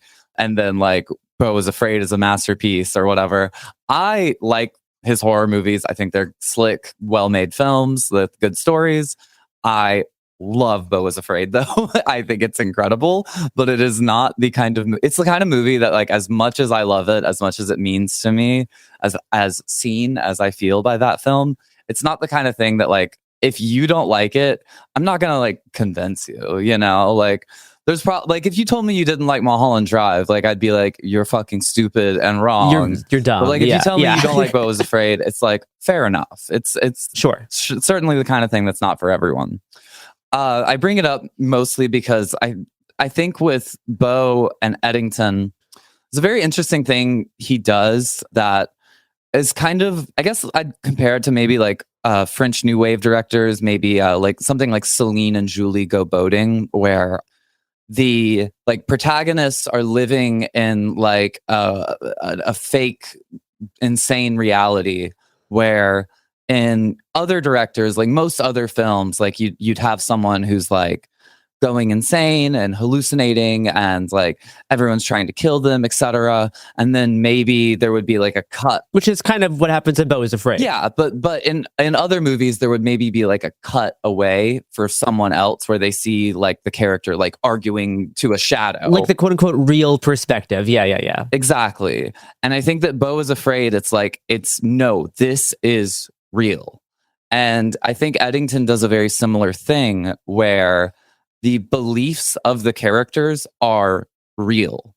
And that's why, like, you know, all the conservatives, like, I mean, if you remember 2020, they're like, there's Antifa super soldiers that are going out and doing terrorism. It's like, so in this world, in the Eddington universe, it's like, what if that was real? Like, what if Fox News was actually in motion here?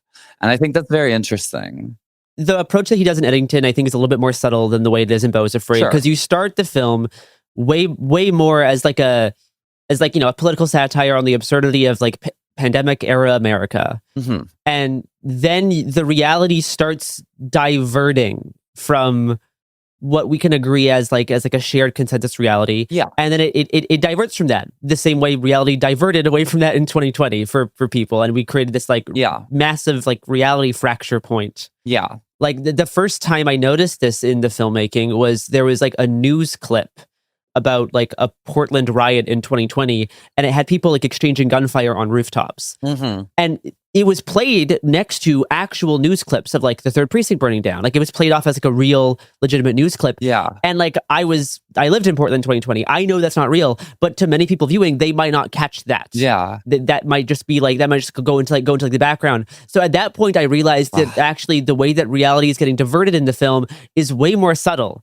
And then, of course, you get like the Antifa super soldier private jet later, and it's more obvious like what he's doing. Sure, yeah. But even like small things like that, I started to really appreciate. Like, no, you're like getting into the mind of people who believe these things, and that's what's being depicted. Yeah. Like the feelings of 2020 are more important than the reality of 2020, and that is what he's trying to show.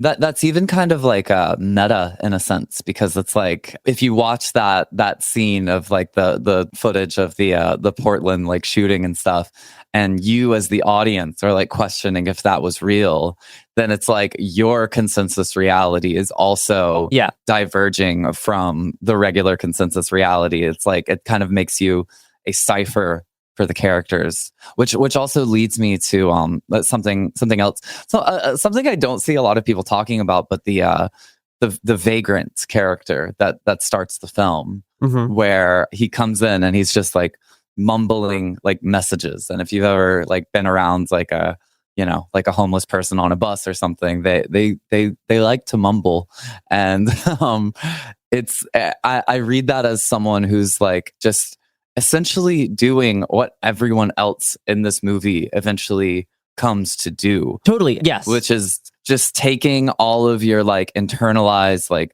messages, traumas, like things you've heard, things you believe, and just like grumbling it, spitting it out. And so anyone who talks to you, you just incessantly just like messages. The similarity of that character to like the mom character, who does the same thing but is seen in a very different way. Yeah, she has a house. She has like a home to live in and has like family. Yeah, absolutely. And there's no place for a person like the vagrant in this world, but there is a place for all these other types of insane people, and they're all able to find their little niches and such. When maybe in a world before it was so easy to find such niches, it maybe like you would, I don't know, go to therapy. maybe your family would be concerned.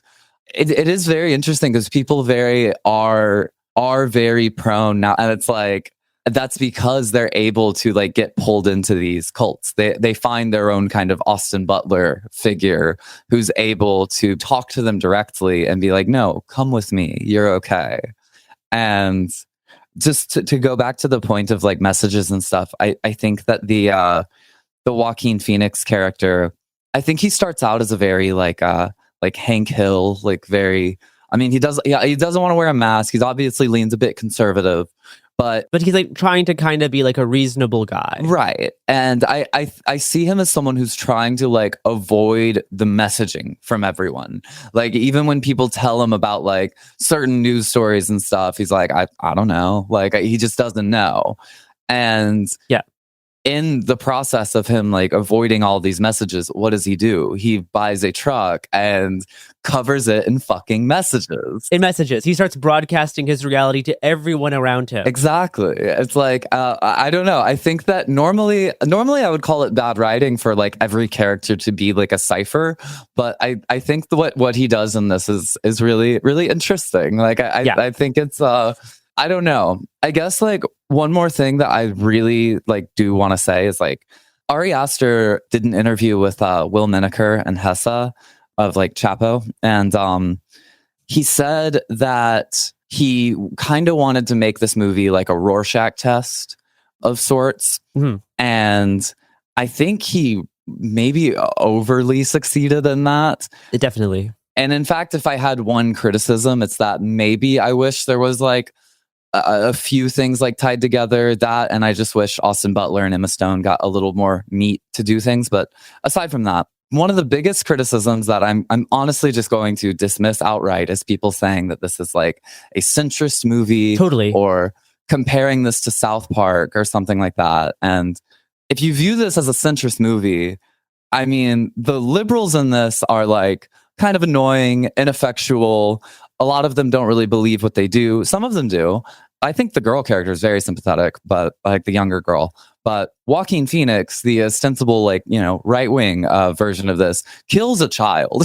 Like, he kills 3 people, including like a teenager. No, like the woke characters engage with politics in a vapid and self-serving way to mask their own insecurities and shortcomings and for their own personal benefit.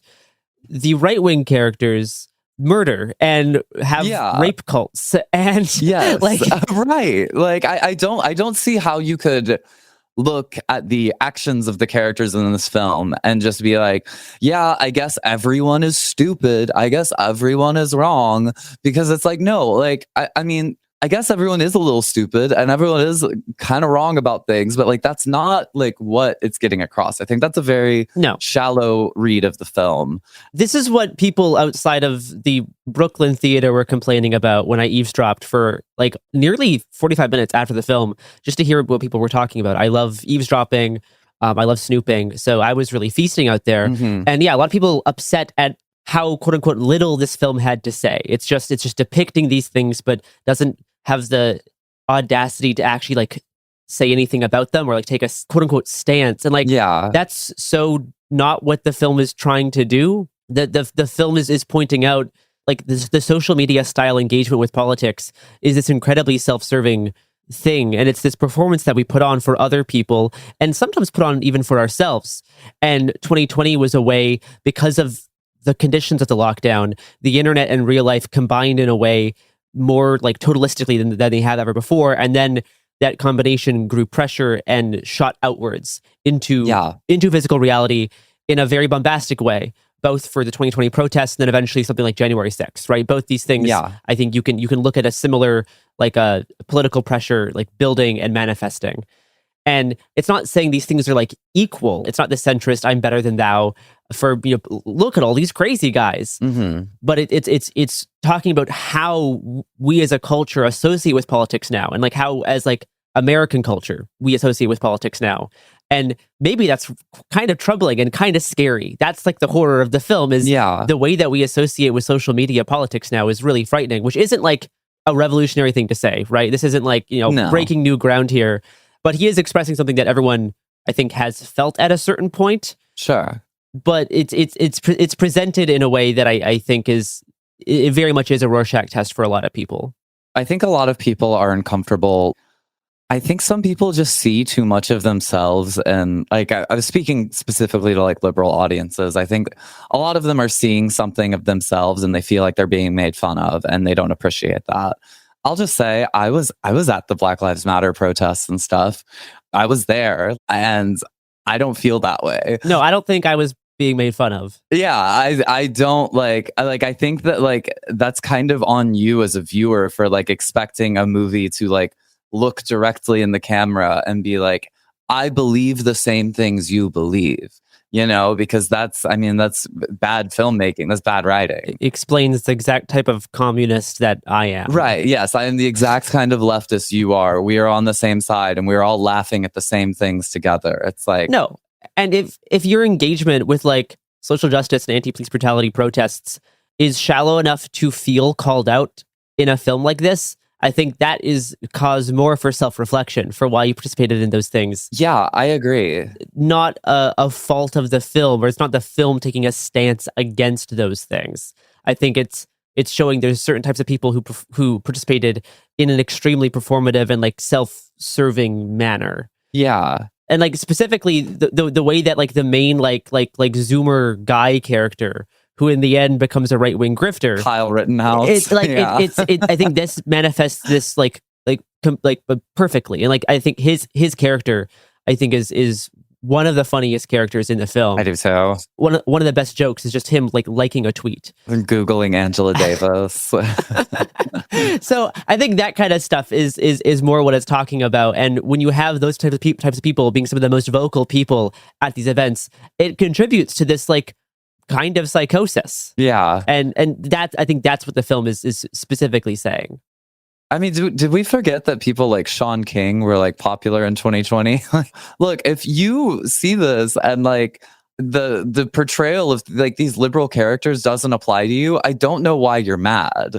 I don't know why you would like look at that and being like, oh, they're making fun of me and everything I believe, because if it doesn't apply to you, then it doesn't apply to you. And that was how I watched the film. Like, I didn't feel like any of these characters applied to me, so I don't really care. And I guess a final point is like, I haven't heard anyone else say this, but like Sheriff Joe at the end of the film is, I feel like it's very unsubtle symbolism to say that he's lobotomized 100% by stabbed in the head with a knife. That's what's happened to all of us in a way. And I mean, it's funny that Ari Aster avoided a lot of mother-related trauma up until the very, very end of the movie. The very last scene, he had to squeeze it in there. I know. And he's being like raised in the bed, and it's very this kind of like angelic, like ascension kind of thing. I don't know. I think that I think it's a pretty unsubtle and funny way of saying that like there's really, for some people, after going fully there in like being insane, after like just plunging yourself into the heart of all of this like chaos and unreality, that the only thing that is going to save you is a lobotomy. If nothing else, I think that's very funny. So yeah, I enjoyed it a lot. I've wondered after about a week after I saw it, I was kicking it around in my head more, and I was wondering like, will this grow on me? Will this age well? And I think it definitely has grown on me the more I've thought about it. Same. It has also grown on me more over time. Once I got out of the theater, I was sorting through a lot of different feelings about what I just saw, and it has definitely grown on me over time. Where can people find you and your work? Yeah, so I'm a musician. You can go to janiedanger.com and find most of my links and stuff. I have a new song and video out. I'm working on a new album that should come out later this year. And if you're in the Atlanta area, I'm playing a show at the end of August at Boggs Social and the Mainline Music Festival in September. But if you follow me on like Instagram or whatever, you should have all your updates there. And you can follow me on Letterboxd at Janie Danger. So yeah, thanks for having me. Thank you, Janie.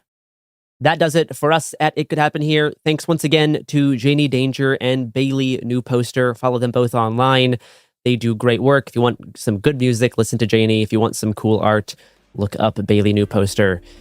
Oh boy, I guess I will hopefully see you on the other side of this post-woke nightmare. Bye-bye.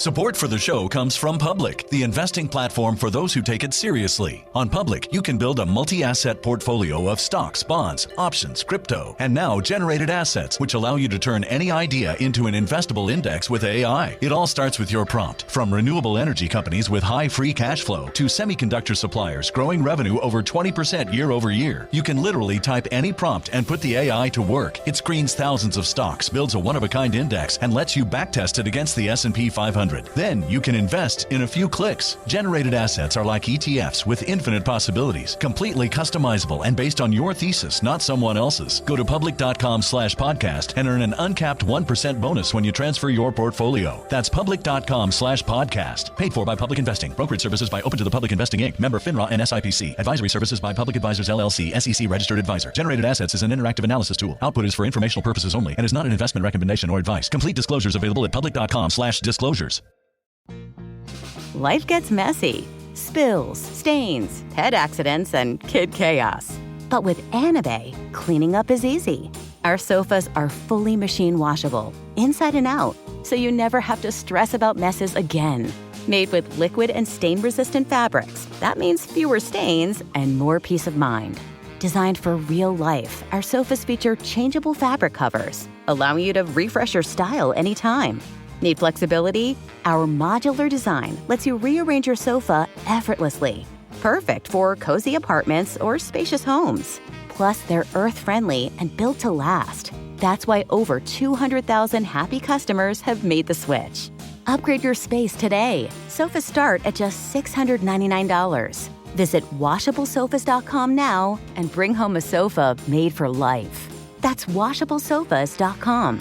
Offers are subject to change and certain restrictions may apply. Let's talk about modern home shopping. It's sort of become a fun side hobby, right? Scrolling listings at night, dreaming about kitchens you've never seen, or backyards you haven't even stepped foot in, all from the comfort of pretty much anywhere. Redfin knows a lot of people like you want to own, but are stuck in this browsing mode loop. That's where Redfin flips the script. With listings that update within minutes and tours you can book right from the Redfin app, you can see your dream home the moment it appears. Now, liking a listing is easy, but actually landing it, that's where Redfin comes in. Redfin has over 2,200 agents with local expertise. And Redfin agents close twice as many deals as other agents. That means they want to help you win, not just window shop. Redfin is built to help you go from just looking to wait, this could actually be home. So become the newest neighbor on the block. Visit redfin.com to start finding and start owning. That's redfin.com. Flag football is exploding, and iFlag is leading the way. As the Guinness World Record holder, iFlag hosts premier flag football tournaments nationwide for boys, girls, high school girls, and adults. From first-time players to elite competitors, iFlag delivers top-level competition, unforgettable experiences, and a community built around the game. Ready to be part of it? Join the movement. Find your tournament and learn more at iflag.org. That's iflag.org.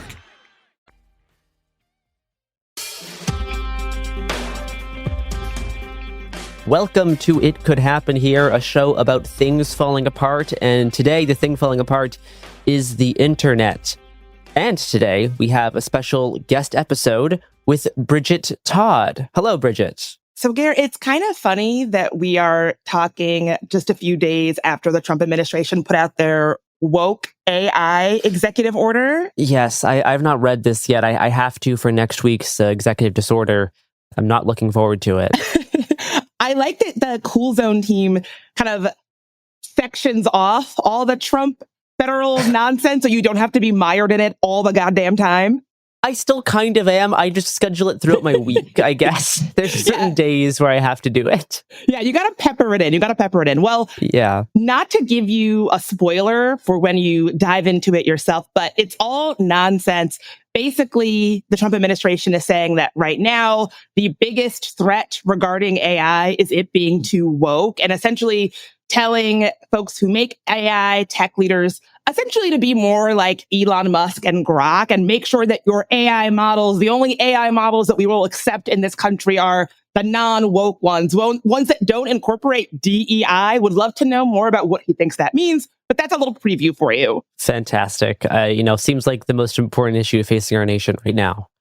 Definitely. And so it's funny that we're talking about AI because I don't know if you're on TikTok, but there have been these kind of shockingly racist AI-generated videos all over TikTok to the point where I would say that we are witnessing the revival of the Minstrel show using AI on social media. This is not a claim I use lightly. That is how extreme some of this content is. I'm not on TikTok, but I think I've seen some of this content permeate across platforms. Certainly on like Instagram Reels and even bits of X, the everything app. I love that you call it that. That's the full name.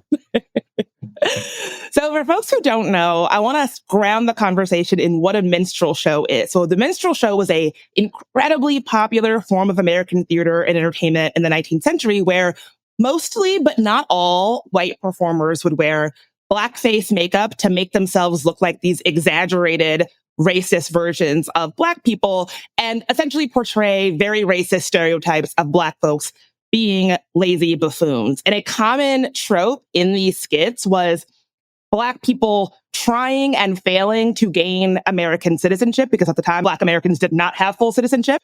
And so a big plot line would be like, oh, we had to take a test for citizenship, but we were too stupid to figure it out, or we spaced the date and overslept because we're very lazy. When these shows would depict Black women, we were often shown as what you might think of as like a satire caricature, which is rude, loud, malicious, stubborn, and overbearing. Kind of like the angry Black woman trope that you probably are familiar with in media today. So these skits were incredibly popular entertainment, but they also served the purpose of reaffirming political and social ideologies. And so, the dominant way that people consumed media regarding Black people showed us as lazy, stupid, angry, loud, and importantly, not really able to conform to the dominant culture of like mainstream, hardworking white Americans. That is obviously an incredibly powerful tool to uphold and reaffirm the idea that Black folks should not be given full citizenship, should not be given full rights, cannot be, integrated into polite white society. And it almost kind of became this for their own good attitude that provided like a polite justification for things like segregation. Well, like, I've seen in minstrel shows that Black folks are very lazy and stupid. So it's honestly for their own good that we treat them like shit in society. You feel me? Yeah. There's a sort of like infantilization. Exactly. And so even though the minstrel show did die out, I would argue that we are kind of seeing a little bit of a comeback using AI in the digital realm. And just like the minstrel shows of yesteryear were used to affirm political and social ideologies under the guise of just being entertainment or just being jokes or just being funny, I really think it's not a coincidence that we're also seeing the rise of digital blackface, where non-Black creators are using AI to create these viral racist skits that are steeped in Black stereotypes and that they're really taking off all over social media today. That sounds not fun to hear about, but I'm excited for you to explain it to me. Yes. So I will say initially, the first iteration of one of these videos that I saw was not really racist. It was made by a Black creator, I think trying to use AI to create sort of humorous skits. But when that first video took off, people on TikTok started using AI to create more and more extreme, more and more racist iterations of these kinds of videos, which is what we're seeing today. So I will play a little snippet of an example for you. What's up, bitches? It's Bigfoot with hand, the baddest bitch in the woods, part-time cryptid, full-time problem. Don't follow me if you're scared of fleas. So this is a TikTok that got over 2 million views, and basically it uses AI to generate this Black woman stereotypical version of Bigfoot. And this account is so popular that it's generated so many copycats. Like, this is a format that has really hit with TikTok. There also is another kind of bucket of these that people call slave talk, where it uses AI to sort of reimagine enslaved people on plantations if they had social media and were doing vlogs. And so a lot of those videos were taken down by TikTok, which is, I think, good. But essentially, it would reimagine these AI-generated enslaved people, basically saying like, oh, well, yeah, I do have to work out here in the cotton fields, but at least I'm going to get meals. At least I have a roof over my head. Essentially, really affirming the idea that like slavery wasn't that bad. One of the more heinous examples that I saw of these that was removed from TikTok was a TikTok shop sponsored video that showed an AI-generated enslaved person working in the fields wearing a solar-powered hat with a fan in it. And basically, he was like, oh, this work in the fields would be so horrible if I did not have this hat. And then there's a little link to the TikTok shop, and you can buy the actual hat, which is just some really dystopian, awful shit. No, that is like quite literally, it's like evocative of like cyberpunk tropes that people I would assume would not want to use due to fears of insensitivity, but it's just on your phone, like as like a real thing. Yeah, I completely agree. And I love that comparison. And I think like, I would imagine if I were running a TikTok shop that using the AI generated image of an enslaved person, I would think like, oh, well, this is certainly not something that I would use to like sell some cheap fan hat. But I mean, I think it is exactly what you're saying, that I think that the extreme quality of these videos, people are just like, well, it'll get views and then I'll get more eyeballs on my TikTok shop. Like, I don't think there's any kind of... Sure. Yeah. No, like it's a very gross way of doing like outrage farming for engagement, I guess. Like, because like surely they know that these are not going to like go over easy. Like, I think a part of this is generating some degree of like attention based on it being offensive or extremely gross, and knowing that people will like comment things of that nature. Exactly. And it's funny that you mentioned that, because the AI component of this is sort of what makes this novel and new, but that kind of thing has been all over social media for the longest time. Sure. I remember how big stuff like skit culture was on TikTok. And I don't mean skits like Saturday Night Live or Portlandia. I mean skits where they are trying to get you to think this is somebody's cell phone footage of something that happened. But really it's like, well, those are two actors. And there was a type of these skits that would really take off on TikTok where it was purporting to be, oh, this is a parent who is going off on a trans teacher for trying to indoctrinate their kid. And all the comments would be like, good for them, good for that mom. Yeah. And then the screen flips and it's like, oh, well, the woman you were just telling me is the trans teacher. Now she's the mom who is the next video. Yes. Exactly. No, I like the ones that are set on airplanes where they all use the same airplane set. Yes. And they get into like fake fights on airplanes using the same like 5 actors playing different roles. Yeah. And then if you look carefully in the background, you start thinking, well, airplanes don't have those strip LED lights that you can buy on Amazon. Like, this is not actually a plane. The TikTok lights and the hallways like 5 feet wide. Yeah. Exactly. And listen, I am not above getting taken in by those kinds of skits. And I guess like, I don't love the idea that someone would be dedicating energy and brain space to getting upset about a set of circumstances that never really happened. But it's the internet. Come on, that's like that's half of the internet. Yes. So like, I don't love it, but when the stakes are low and it's just like a random fight on an airplane, fine. When the stakes are higher and it's like, this is a skit meant to like attack or demonize trans people, queer people, Black people, that's where I'm like, well, what are we really doing here?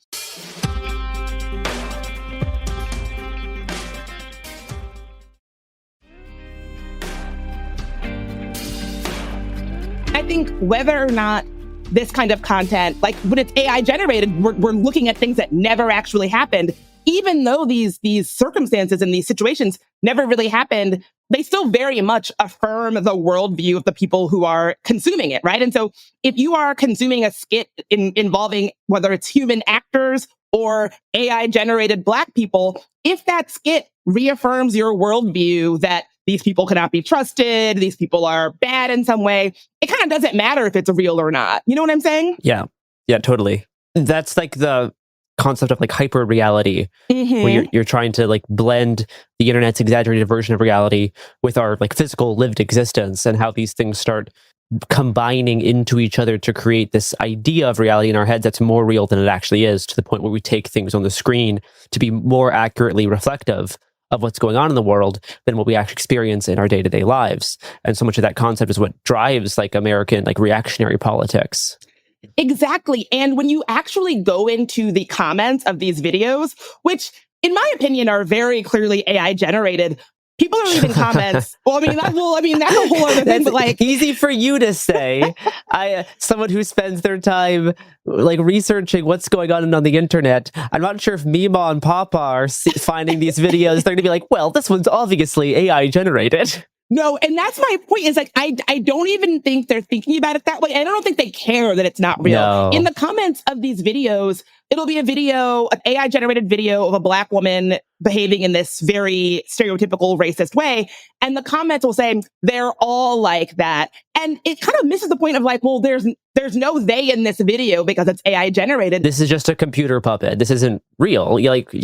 I completely agree. But I think when you see something online, whether it's obviously AI generated or not, if it reaffirms your worldview, it kind of doesn't matter. It's the same reason why when there's like 4-legged veterans in AI slop holding a sign that says, everyone forgot about me, wish me happy birthday. 3 billion likes on Facebook. Yes.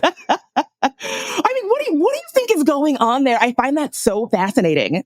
Oh, I mean, I'm not a psychologist, but I don't know. I think it is just the simple reaffirming of someone's previously held view. People are very receptive to, and we even see this with like fake news headlines, right? And people might point out that this story isn't actually real. And when people are confronted with this idea of that they've been tricked by unreality, they'll be like, no, maybe this one isn't real, but it could be real. And that's what really matters, is that this feels true. Not that it is true, but the fact that I feel it resonating is actually more important than any kind of physical trueness out inside like the flesh world. Like that is honestly, that matters far less than how it impacts how I feel and how it reflects the world as I see it.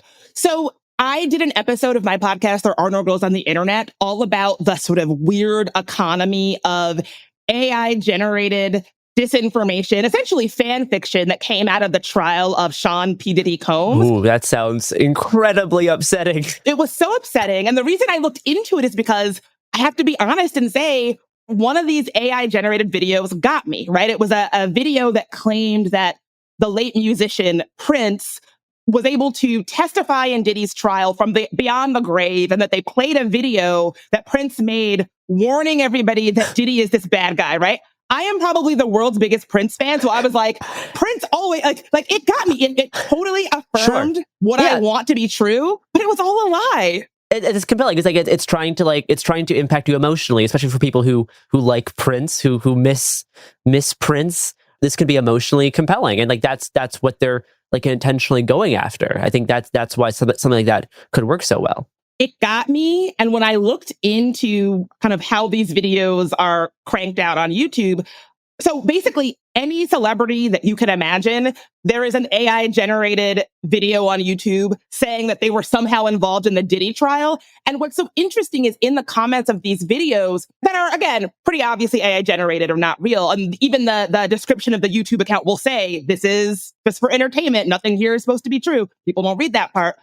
Basically, if you've ever had a bad feeling about a celebrity, which who hasn't? Totally. There's a video that affirms with that worldview that is like, well, did you know they were involved in the Diddy freak-offs? And everybody's like, I knew it. That person always gave me the ick. And fine, yes. I knew it. I was smart enough to pick that up. Not everyone else was smart enough, but I was. And that's a whole other emotional feeling that is being targeted by these like AI slop creators, where they're trying to affirm people's like narcissism about their ability to judge the moral character of strangers.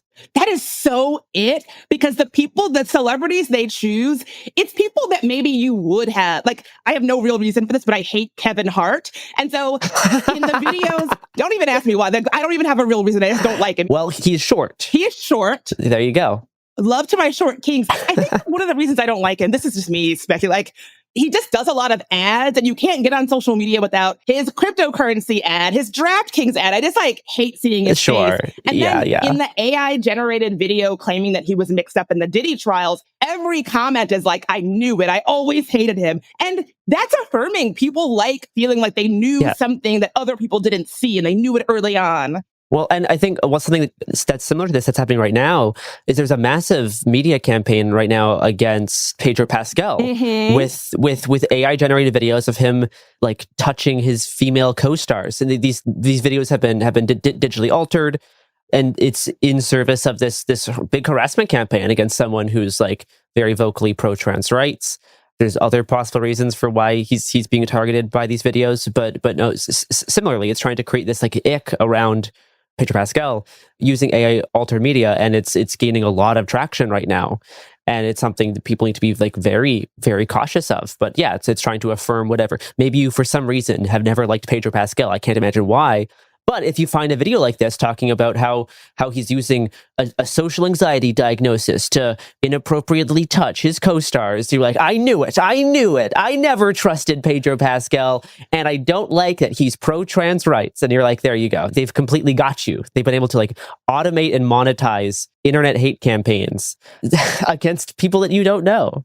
Garrett, literally right before you and I got on this episode, I saw a video on Reddit, and it's a scene from an episode of Always Sunny where one of the guys is like essentially lifting Dee, the female lead, up by her crotch. And the caption was, Pedro Pascal when he feels anxiety next to his female co-star. And I remember thinking, like, this is such a weird fucking video. Like, what corner of the internet have I wandered into? But I did not know that there are forces trying to make me get the ick about Pedro Pascal. Yeah. Coincidentally, he is someone who speaks up for LGBTQ rights, progressive causes. Palestine. Of course. Yeah, no, it's a huge thing sweeping the internet right now.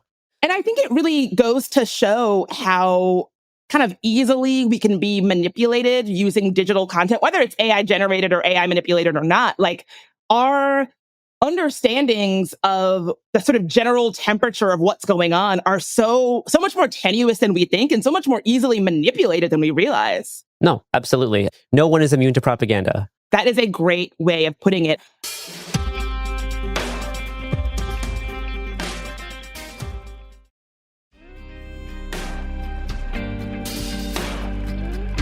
I'm happy that you used the word propaganda, because that's what I really do think these AI-generated, essentially minstrel show videos are. I think it's not a surprise that we are seeing them the same way that back in the day, minstrel shows were very popular at a time when there was an active campaign of attacking Black folks and saying they weren't smart enough and did not deserve full citizenship, did not deserve rights.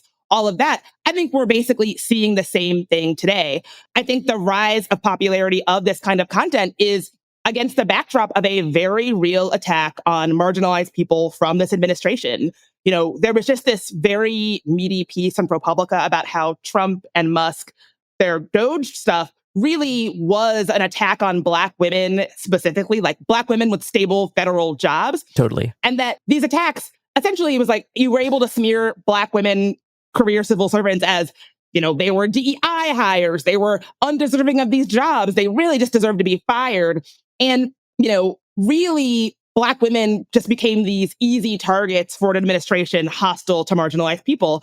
So if we have all of that happening against the rise of this form of digital media that is using AI to reaffirm these stereotypes about Black women, that we aren't able to behave ourselves in polite society, cannot figure out a way to solve conflict without resorting to violence, are loud and obnoxious, then when you hear about real life human Black women getting pushed out of their employment or attacked by this administration, you might think, well, maybe it's for the best because they're not suited for that work anyway, because of the kind of content that I have been consuming on TikTok. And I think it just reaffirms this worldview that real life human Black folks are not self-actualized human beings. We're just a collection of tropes and stereotypes and caricatures. I don't know what to say there, but I agree. Yes. And I do think there's a kind of platform accountability question in all this, because most certainly. Yeah, like the reason why we're seeing the rise of these videos is because of the recent introduction of Google's VO3 creator. It came out about a month ago, and it's Google's latest AI video generation model. And essentially it's designed to create these realistic looking videos from text prompts. And the thing that kind of makes it a step above is that you can incorporate things like synchronized audio, dialogue, sound effects, music. It is really taken off with creators online who are using this tool to create everything from these AI skits to AI influencers to AI mukbangs, you know, where people eat tons and tons of food. Oh, this is so upsetting. It is. And then like another kind of offshoot of this is you have people who use VO3 to make content like this, and they get tons of views. And then they're like, oh, if you want to learn how to make this yourself, pay me and I'll teach you how to do it too. So it's like there's always a weird like MLM grift in there somewhere. That is the content creator classic, as like a mid-tier influencer who's not like that good at what they do, but is able to supplement their income by offering courses to people to teach them how to make similarly subpar content. And it's interesting that we've reached the full AI automation aspect of this, right? This used to be a big thing among like YouTubers. I was not aware that this is now a thing among like AI TikTok influencers, but that makes sense because this is like the easiest thing to automate. So of course there's going to be like an influx of people trying to make a quick buck on racist AI slop. It makes me so sad. And I do think, I mean, when I guess I would be curious how Google feels about the fact that like this is what their tool is being used for, right? I wonder like if leaders have a sense that this is harmful, not just harmful to Black women like me who are depicted in this kind of content, but harmful for the internet as a whole. It makes the internet experience worse for everybody. And I guess I would imagine that like Google probably doesn't care that this is what their technology is being used for. Like if I had a direct line to Sundar Pichai, the head of Google, I would show him these clips and say like, is this what you had in mind for VO3, or is this a misuse of this tool that you just put out and unleashed on all of us?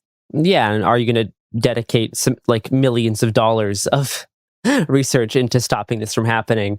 No, of course not. Like they're not going to build comprehensive tools that prevent platform abuse like this. Like that's not going to happen. As long as people are using it and then people are hearing about it and it's spreading, like that's what they want. If there happens to be offensive use cases of it, if anything, that's good because that drives engagement. It gets people to know about the product. And I think that's another one of the reasons why Trump's, executive orders on AI that we saw early. Woke AI. Woke AI. I mean, like, I will be the first person to admit that we have very deep problems when it comes to AI. Anybody who listens to Better Offline knows this. Like, this is not a secret. AI is often biased. AI is often wrong because it is trained on us, humans, the biased little fucks that we are, right? And so that shouldn't be a surprise to anybody. I also will say, like, some of the solutions of how we fix that are complex and not super simple. But with Trump's executive order, he basically is signing an order saying, all AI must be objective. It must adhere to the objective truth of the United States. And it's like, well, who determines that? Who determines the objective truth of the United States? The president? I mean, if you ask Trump, yes, him. And I guess that's the thing that pisses me off is that there actually are complex issues and problems when it comes to AI. But this executive order just is like, oh, the problem is that it's woke. The solution is me signing an executive order saying no woke in AI. And rather than getting any kind of actual solution or having the conversation, we just get fucking nonsense. No, it is worrying for multiple levels, including the fact that the president thinks he's the arbiter of objective truth and it thinks he can legislate that or thinks he can executive order that into being by either, benefiting or punishing tech companies who follow his policies. Yeah, I mean, spoiler alert for that executive order. That's exactly what he's saying. And, you used the word propaganda earlier, and that really is, if there was like a thesis statement of what I wanted to say in this episode, is that is exactly what I think is going on here. It really does remind me of minstrel shows because even though minstrel shows back in the 19th century were this popular form of entertainment, it also was an entire manufacturing enterprise where people made very good money selling racist blackface figurines as novelties and all of that. David Pilgrim, the founder of the Jim Crow Museum of Racist Memorabilia at Ferris State University in Michigan, put it like this.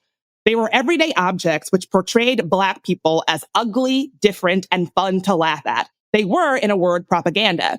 And I think that's exactly what's going on here. Like, people like to think about racism as if it's just this thing that hangs in the air, as opposed to a system that specific people are personally and intentionally perpetuating because they are cashing in on it. I don't see how Google letting creators use their tools to create content like this is any different. Like, no. Yeah, that is exactly what's going on in my book. That's flatly, like, that's just like one-to-one. Like, you're using tech to create like unreal depictions of racist characters to please audiences, to reaffirm their own biases, to reaffirm their own racism, and you're monetizing it and you're automating it to create hashtag viral moments. Like it's the most explicit and like gross, blatant form of this that I've like seen. Like I think Robert a few years ago reported on people using AI to like make like like true crime videos of like animating like victims of crimes or like murder victims and talking about how they were killed or something, which is very gross and very, very disgusting. But this sort of like organized like racist video propaganda stuff can lead to a lot more like actual like real world damage. I completely agree. I mean, those true crime videos, I remember that. Imagine if your kid was murdered and then no, it's so gross. 20 years later, someone is like, oh, I've made an AI depiction of your murdered child telling their story. No, yeah, it's evil, but I think the damage that can do is kind of limited. The damage that this whole altered reality where racism can get affirmed leads to, I think, a lot more actual like political and personal consequences. Completely agree. And I also think just taking a step back in the conversation about AI, we're all being told how the proliferation of AI is going to be the linchpin of our economy. It's so important. It's going to change everything. And then you actually look at some of these use cases that are taking off, and it's like, well, was this really worth all the fucking climate degradation to make this racist AI version of a Bigfoot that looks like a Black woman? No more rainforest, but at least we get racist Bigfoot. So... Oh my God. Well, Garrett, I think that's a good place to end. Thank you so much for letting me rant at you about this. I really appreciate it. Where else can people find your work, Bridget? Well, you can listen to my podcast, There Are No Girls on the Internet. You can listen to my other podcast with Mozilla Foundation about ethics in AI called IRL. And you can find me on Instagram at Bridget Marine DC. Fantastic. Oh, the internet.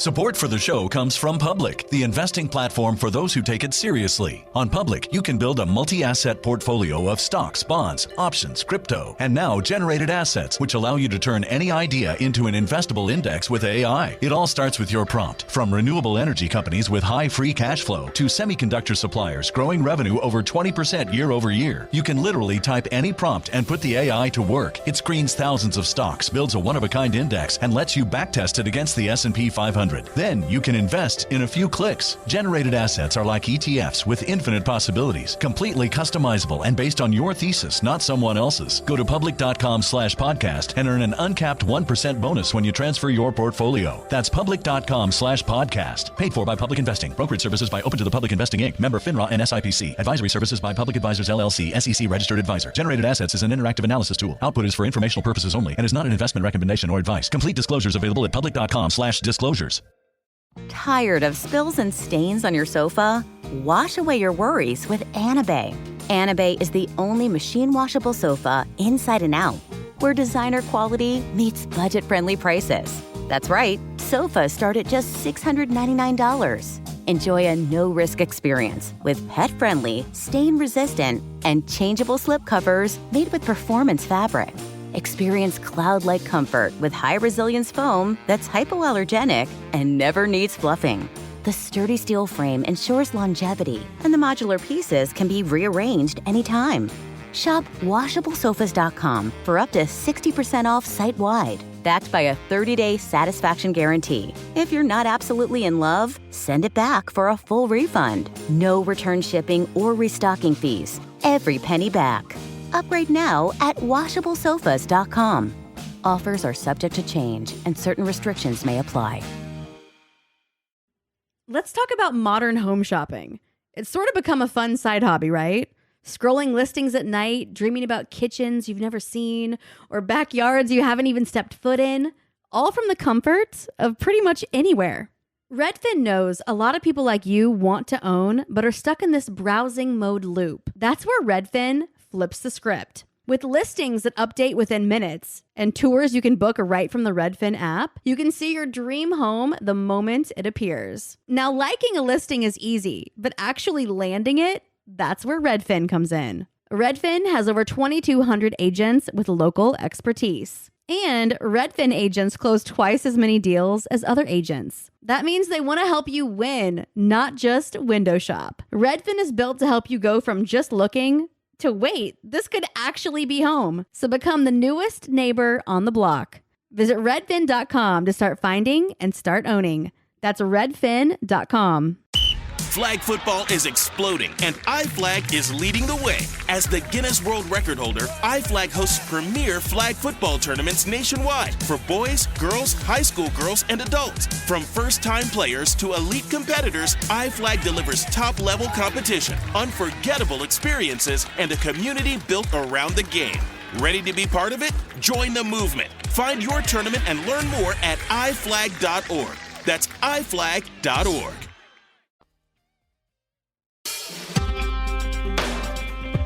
Hi everyone, and welcome to It Could Happen Here, a very special edition of It Could Happen Here, in which we are very lucky to be joined by Inman from Live Like the World Is Dying, in what will be the first of many crossover episodes where the folks from Strange to the Tangled Wilderness are going to share with us some of their preparedness advice. Welcome to the show. Would you like to introduce yourself? Yeah, thanks so much for having me, James. I'm Inman Narrowan, and I use they, them pronouns, and I'm one of the hosts of Live Like the World Is Dying, your podcast for what feels like the end times, which is a lefty prepper podcast about community and individual preparedness for disasters of all kinds. And really excited to be on the show with you. Yeah. On a different show, because you're on that show with me sometimes, which is great. I don't know. Yeah, it's I'm bringing together the two. Like, I'm sure there's a superhero reference I could make here, but I don't really understand that world, so I won't. I don't either. No, great. Okay, that's it. Two people talking about a thing they don't understand. That is what podcasts are sometimes, but not today. What are we going to talk about today? Well, what I'm really excited to talk about today is preparedness in general. How community preparedness differs from some more conventional modalities. I'm being really nice with that phrase. Yeah, that's one way of saying it. How individual preparedness fits into community preparedness, and kind of about my own journey into prepper stuff or preparedness, which might be a new term for some people. Yeah. I like to call it preparedness over like prepping as a term, sort of because like, I don't know, like if I say I'm into prepping, then people start to give me funny looks and think I want to live in a bunker with 1,000 cans of beans and more guns than I know what to do with. Yeah. But if I say I'm into preparedness, people are like, ooh, I know who to call if I need help with something or get in a jam, you know? Yeah, 100%. Yeah. And it's kind of exactly that sentiment that I want listeners to think of when they think of preparedness is what connections and resources we have for when things go wrong and how we are going to respond to disasters of all kinds when we're faced with them. Because having a plan kind of makes things less scary, you know? Yeah, definitely. I feel safer approaching bad things because I've approached bad things with my friends and we have got through them and we've helped other people get through them. Yeah, yeah. I also think a lot of people engage in preparedness without really realizing this. I feel like I'd ask these questions to you on a less rhetorical basis if I didn't know them to be true. But for instance, listener, do you keep tools and a snack in your car in case you break down on the side of the road? Or if your car won't start, do you have a friend that will take a look at it for you and help you fix it? If so, then congratulations, you're into preparedness for a very specific kind of disaster. And now we just have to figure out how to apply that to other disasters, whether it's your car breaking down, the climate breaking down, or the world as we know it breaking down. Because unfortunately, with the world as it is right now, as Margaret has said before, we're all preppers now. Yeah, I don't know. It's something that makes thinking about disaster just less scary. And I think that's ultimately kind of one of the best reasons of like why we should get into preparedness is because it makes things less scary. Yeah, definitely. And I think it gives you, if you're doing it right, and I think this is something we can get into, like you realize how much your community can get through if you all have each other rather than necessarily like the alternative to the other modality that you talked about is theoretically thinking how much you could get through whilst never helping anyone. Yeah. And that's very different things. Yeah, totally. And I don't know, listeners, we're talking about kind of more traditional like bunker mentality prepping, which we'll get into a little bit later. But that is my euphemism so far as a more conventional modality. Yeah. So like, can you give some ideas of like why people might want to get into preparedness, what they might want to be prepared for? Yeah, absolutely. So many things. The list is kind of endless, which is unfortunate. And I don't want to overwhelm people, but there's just a lot of things. And new things are emerging every day. But the first step of preparedness is kind of identifying what your threat model is, or really just asking yourself, like, what are you personally worried about for yourself or for your community? And some kind of like larger categories that we can lump that stuff into is, I feel like what comes to mind for people immediately probably is natural disasters. They're ever more frequent, they're growing in intensity and happening in more places. People who never thought they would become climate refugees are now becoming climate refugees. I used to live on a chunk of land and like we got flooded out. We lived in a 100-year floodplain, and like, yeah, I know it's not once every 100 years. That's not how it works. But like our time came and we got flooded out. Yeah. There's migration. This could be due to climate change, political upheaval, economic reasons, family, bigotry. Yeah. An obvious tie into this right now is everything going on with ICE raids, where a lot of people are being displaced and either trying to return to their homes or find new ones. And there's also like, I don't know, there's like a lot of people like in more conservative states in the US who, for instance, are trans or have trans people that are in their family or in their close friend group and are deciding whether they need to move somewhere else or at least come up with an escape plan if things get worse where they are. Yeah. And the same is true for like, I don't know, maintaining access to abortion. Everything is very different in very different places or very close spaces, even in the United States. And so I think a lot of people who never thought they'd need to think about migration are now thinking about it. Yeah.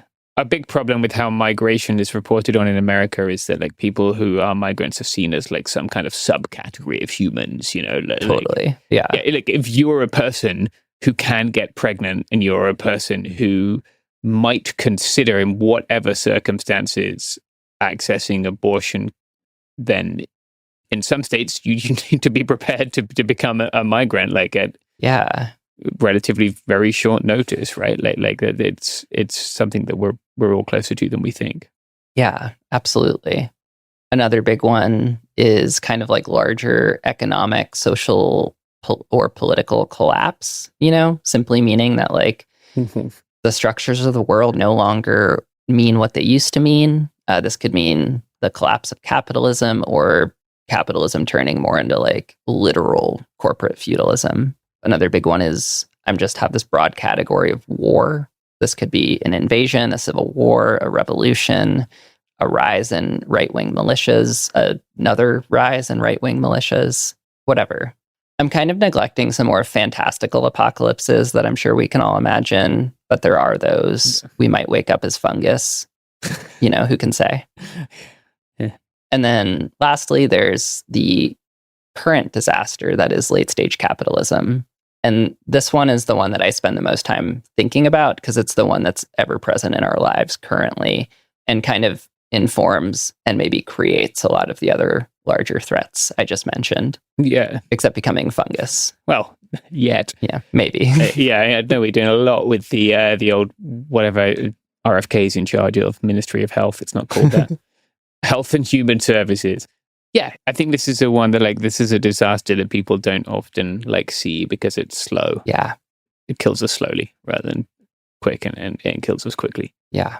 Talking of killing us slowly, my obligation to pivot to adverts is slowly killing my soul, but I have to do it anyway. Yeah, this is new for me. We don't have these on Live Like the World is Dying. Yeah, I know. I thought I'd take the first one. I'm going to leave the second one up to you.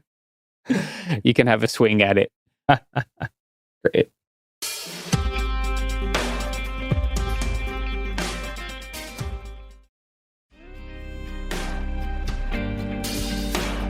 All right. Thank you, products and services, for supporting this show. We are back. Imin, let's break it down for people in like a very basic sense, if that's okay.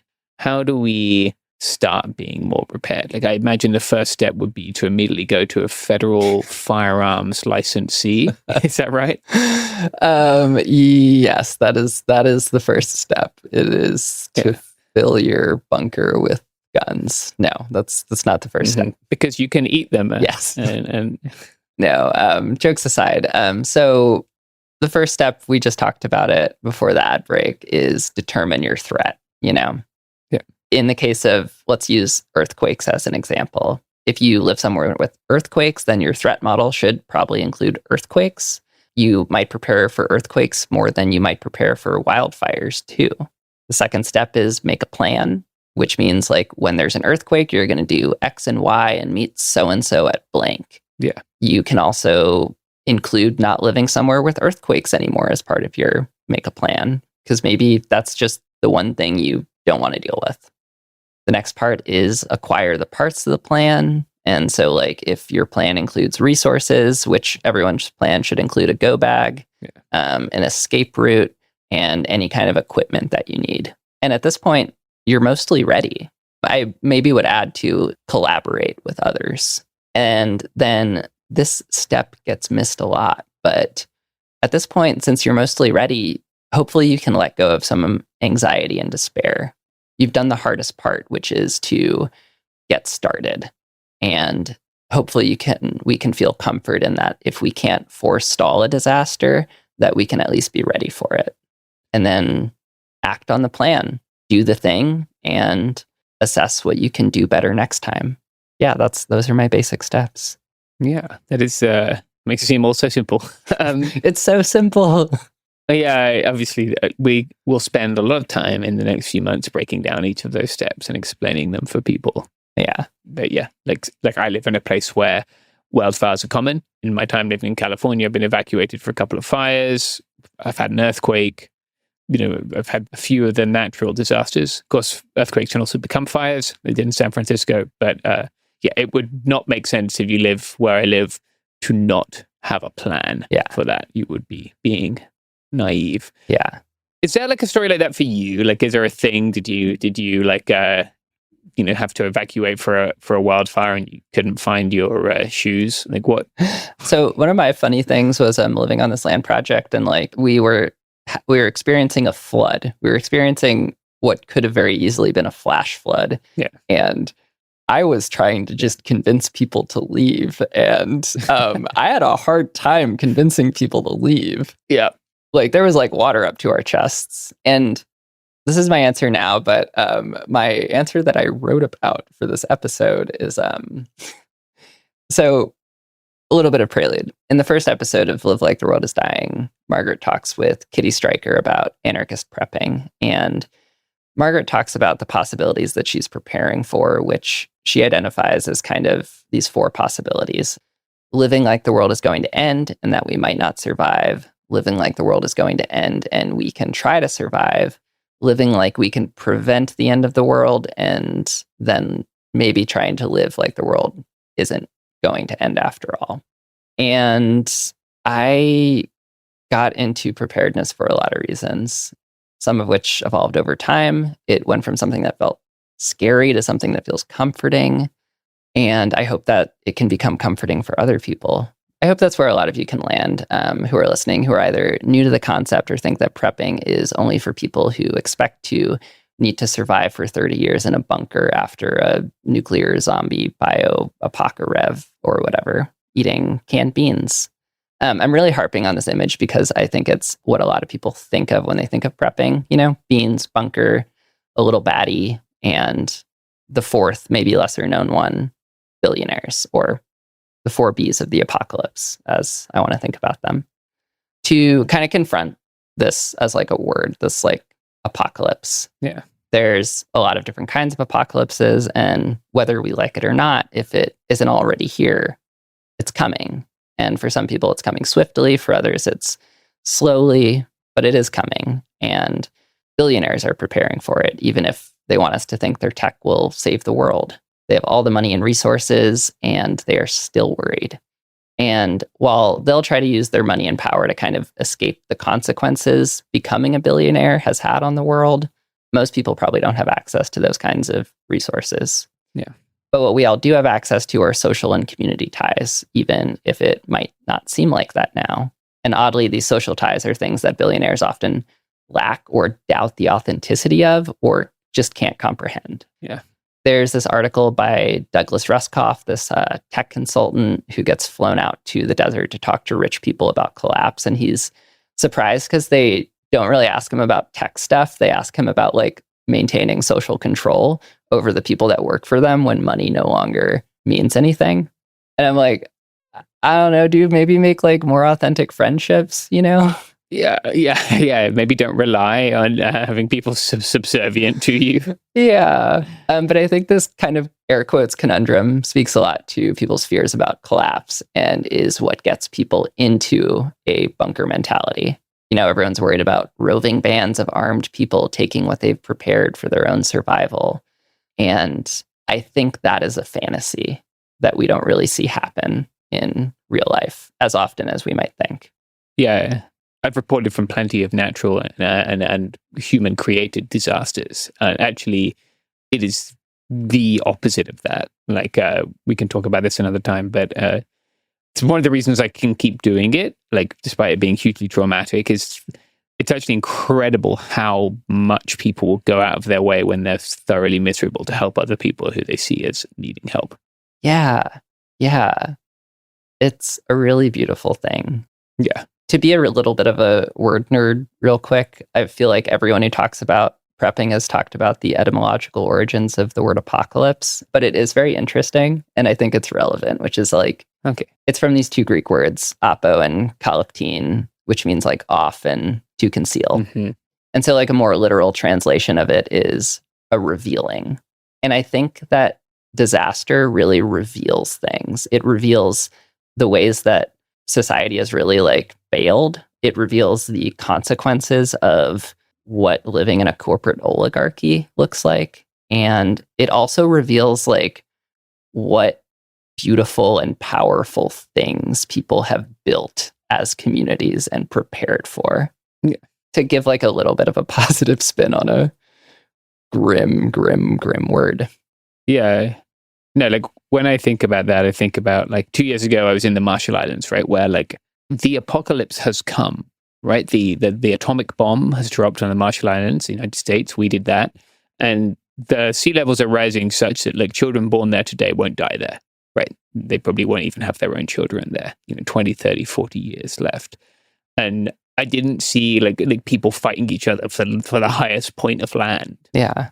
I saw people taking care of one another, thinking about how like, not just like their individual, they could maintain their assets, but how their community could survive, how their culture could survive, and how they could keep the incredible hospitality that's so special to them, which I thought was like very revealing compared to this sort of mindset that like you see more conventionally in like prepper spaces.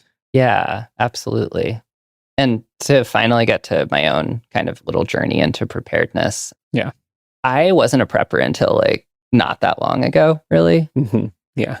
When I first heard Live Like the World is Dying, it was 2020. COVID was still new. There was like extreme civil unrest because there was an uprising going on. Yeah. And the same fascist that's our sitting president now was our president then. And he was backed up by people like Kyle Rittenhouse, who were gunning people down in the streets for protesting a racist murder. Where I lived, an entire mountain range was also on fire. Yeah. And the idea that it was the coolest summer I might ever remember was still setting in. And then I heard about Margaret doing Live Like the World is Dying, and I actually refused to listen to it because I knew with every fiber of my body that things were irrevocably different, and I wanted to stick my head in the sand, like mm-hmm. Not because I was scared, but because getting prepared is overwhelming, and I didn't have any clue where to begin. I was a scrappy punk. I didn't have like thousands of dollars to spend on gear and stockpiling food and guns and shit, Yeah. And so it felt for a while like preparedness was only for people who had a lot of money and that I'd be left behind. But I did eventually listen to the show because Margaret's my friend and I trusted she had good things to say, and because it was a show about beginnings and I needed one. And so as I listened, I slowly started to warm up to the idea that preparedness wasn't just necessary, but that it was also very much within my reach, especially in the framework of community preparedness. Yeah. And you know who can tell you a lot about community preparedness? Who's that? I mean, I think these lovely sponsors or advertisements or products that we're about to hear about. I sure hope so.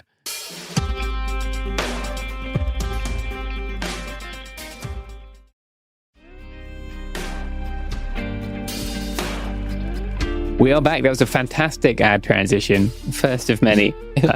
Hopefully it wasn't like, apparently we'll be getting ads for like some kind of gold company that is also sanctioned by God. That is, just to be clear, not the way to go in terms of community preparedness. The precious metals route is one we're not advising here. Can you like explain that difference between those two modalities? Because I think, like I still...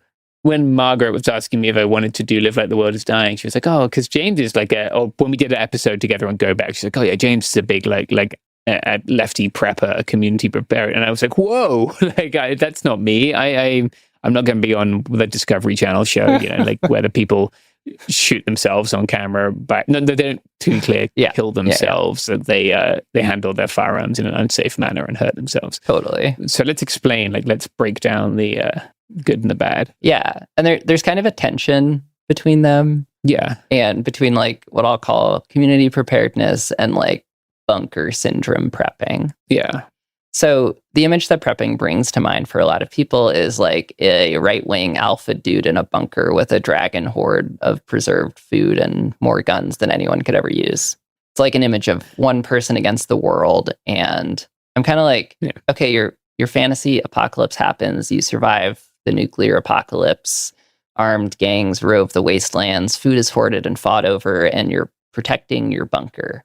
And then what? What happens next? How do you build back a world alone? What is the world if you're alone? Yeah. And not only, like we've talked about that, we mentioned this earlier, but like I think this is not only like a fantasy, but it's not what happens, I think, historically in disasters. Yeah. And the way that we can make it through disasters, I think, is not based on how many resources we have hoarded, but based on our abilities to make and maintain community, friendship, and connections. It's a trope, but the real hoard in the bunker was the friendship all along. I don't know. Yeah. But, we do need to learn how to produce and preserve food and build stuff. We just don't have to do it alone. Yeah. In a disaster, our greatest resource is help from people that we care about and potential new friends.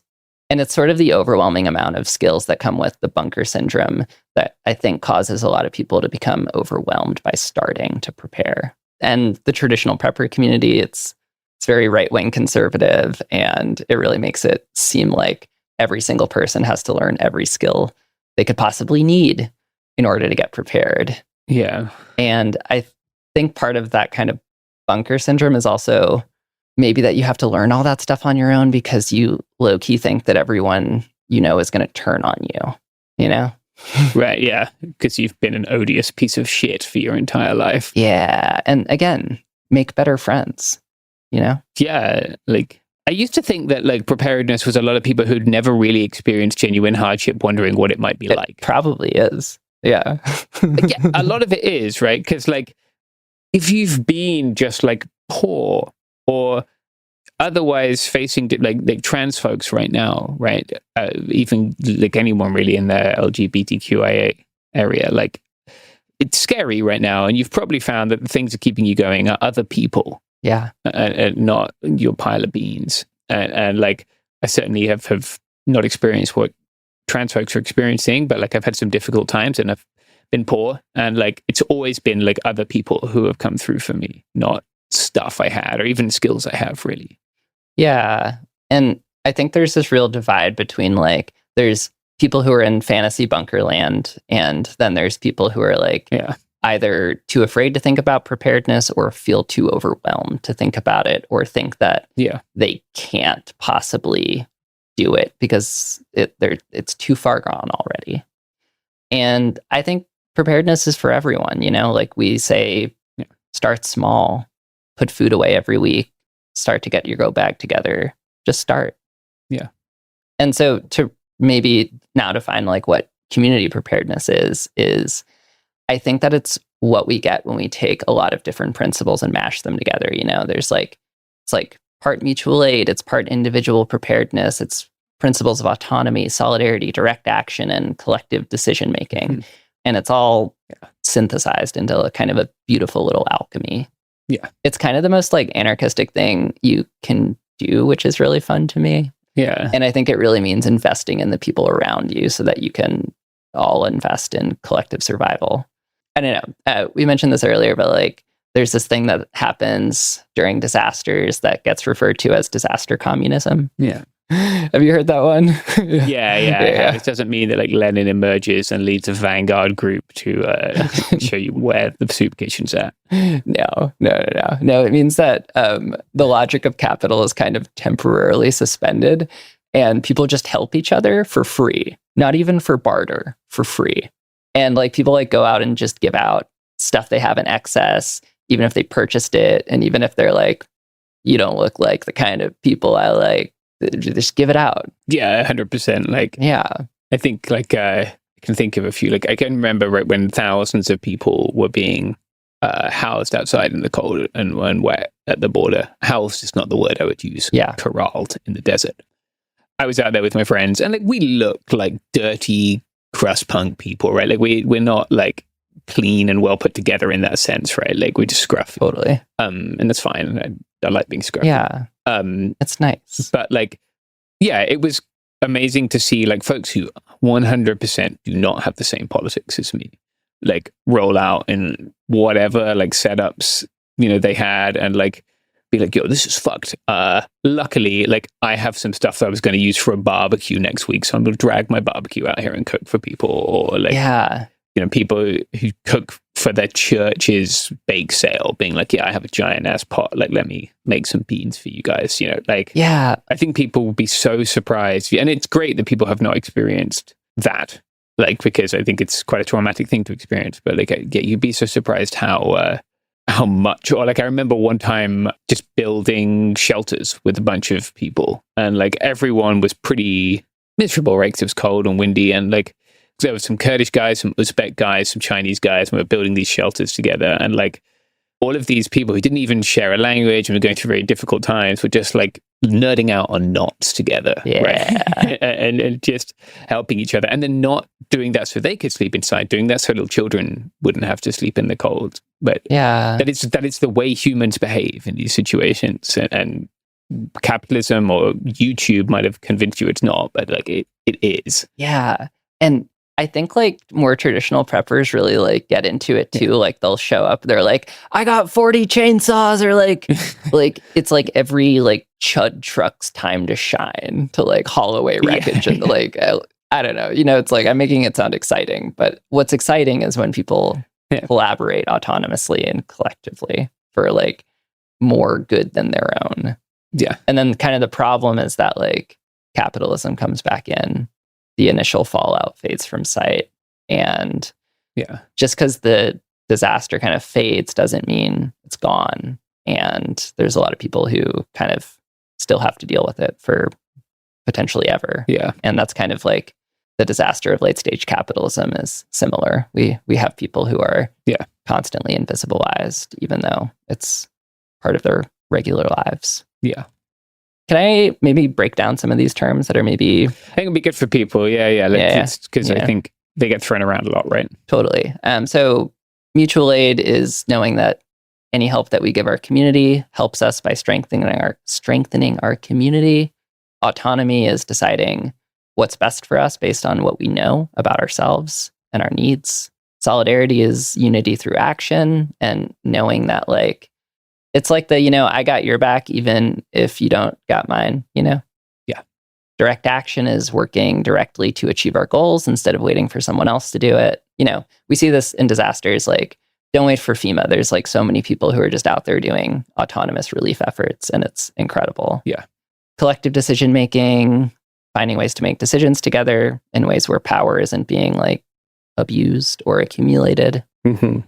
And then there's individual preparedness, which is kind of the last little thing that I want to talk about. So individual preparedness is kind of like the ways that we prepare individually so that when a disaster strikes, we have our basic needs met. Yeah.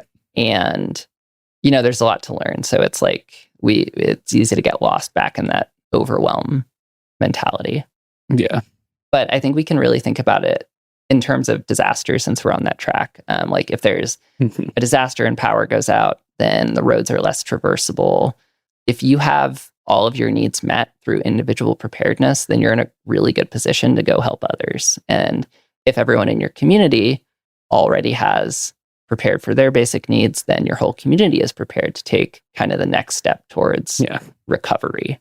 And it means that your community can now help other communities that were less prepared or more impacted by a disaster, even if they thought they were prepared. Community preparedness is like what happens when we kind of mash all of these ideas together and start doing it not just as an individual, but as a community. And this can look small or it can look big, And I think a lot of people's biggest hurdle is just like kind of making a plan. And like, I don't know, your disaster plan might include you and the people you live with. It might include you and your polycule. It might include you and your whole block. And it might include your whole neighborhood. And I think there's just this like big, beautiful spectrum. And to kind of carry an example through like some interviews that we've done on Live Like the World is Dying, someone's measure of individual preparedness might include having a radio when cell networks go down. And another's might include building communication infrastructure that they can distribute. And another, maybe smaller group's idea might be agreeing on a place to meet up because they don't have radios, can't afford them, don't know how they work. And they've just said, when shit hits the fan, we're meeting at the library. Yeah. That's still a whole lot better than like dashing around town, wondering where the people you love are. Yeah. Yeah. And it's that easy. We get overwhelmed by tech, but there's so many low tech solutions to a lot of these problems. Yeah. Yeah. That's why we're doing an episode on carrier pigeons. Yeah. Carrier pigeons. Aren't they extinct? That's passenger pigeons. Different pigeon. Passenger pigeons. Yeah. Yeah. So like, what are some basic ways we can think about preparedness? And we're going to cover these in more detail, right? We'll do episodes on each of these, but maybe someone's like, well, shit, I would like to get on that. What are some things people can work on? Yeah, I think it does start with kind of individual preparedness. And when I say individual, I mean like, for ourselves. Yeah. But that doesn't mean we can't do individual preparedness parallel and like with other people. Yeah. So don't think of individual as being alone. It's just we're thinking about your specific basic needs. Yeah. And so here's kind of a checklist that we put out in a zine for strangers in a tangled wilderness called Ready for Anything. There's documentation, get or renew documentation like passports, DACA, other status cards, whatever. Get a driver's license from your state if you are undocumented. If you have other kind of permits like concealed carry permits or medical documentation for you and your pets, get all of those together. And you want to think about having both physical and digital backups of those things. Yeah. Because digital might not work. You want to do some kind of basic just supply preparedness, which is store 3 days or 3 weeks of food, store 3 days or 3 weeks of water, store enough portable power to keep your phone and other essentials charged for 3 days or 3 weeks, build yourself a go bag, stockpile prescription medication you need, keep your vehicle in good running condition with at least half a tank of gas, and get kind of any equipment stuff that you might want now, because it's going to be wildly unavailable when a disaster does come. Yeah. And then on the community side, get to know your neighbors, plan with them, help them with documentation and preparedness components. Make sure vulnerable neighbors know that you are a potential resource. Connect with activist groups locally. Build an affinity group. Maybe you and your friends are really into communication infrastructure. And when a disaster does strike, you just have that ready to go. While, some other affinity group is making sure that everyone's fed. Yeah. Divide and conquer. I don't like that phrase, but it works right now. Yeah. make a plan for securely communicating, and make plans for meeting up when things go wrong. And even when things kind of go wrong with your plan, have a backup plan. Yeah. Primary, alternate, contingency, and emergency plan, if you want to use the cringe military acronym. Yeah. And then these are some kind of questions that I think you can ask your community when you're trying to think about building resiliency. What disasters or dangers do you feel like you're likely to face? How can you maintain access to food, water, and communication? How will you interact with other groups? What skills do you currently have? What skills do you wish you had? Can you learn those skills? How will you foster care and address specific needs of individuals in your community? How will your community defend itself? And how can we resist despair and maintain access to joy? Which I think that last one really gets lost a lot. Yeah. People forget about that one, but it's important. I don't, even in like really dark places, like I've attended civil wars, right? Like maintaining access to joy is important. Like I've sat with people in Kurdistan and sung songs and played tambur, which is like, I think the English word is oud. It's an instrument, and while drones were bombing. And so we didn't want to go outside at night. Golly. And like, let me tell you, it's a lot better if you have people to sing songs with than sitting on your own. Yeah. I'm putting a songbook in my go bag now. That's happening. Yeah.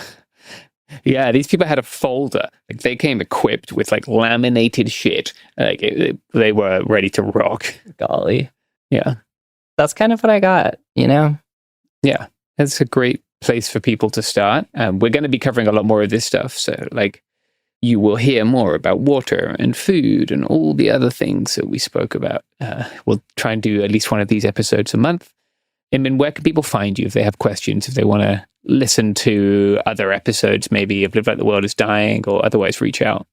Yeah. If you want to hear more about anything that I've talked about, then you can listen to Live Like the World is Dying wherever you get podcasts. We're an entirely listener-supported podcast with 0 ad breaks. And you can find more of what our publisher, Strangers in a Tangled Wilderness, does, including books and other podcasts we put out at tangledwilderness.org, or you can support us on patreon.com/strangers in a tangled wilderness.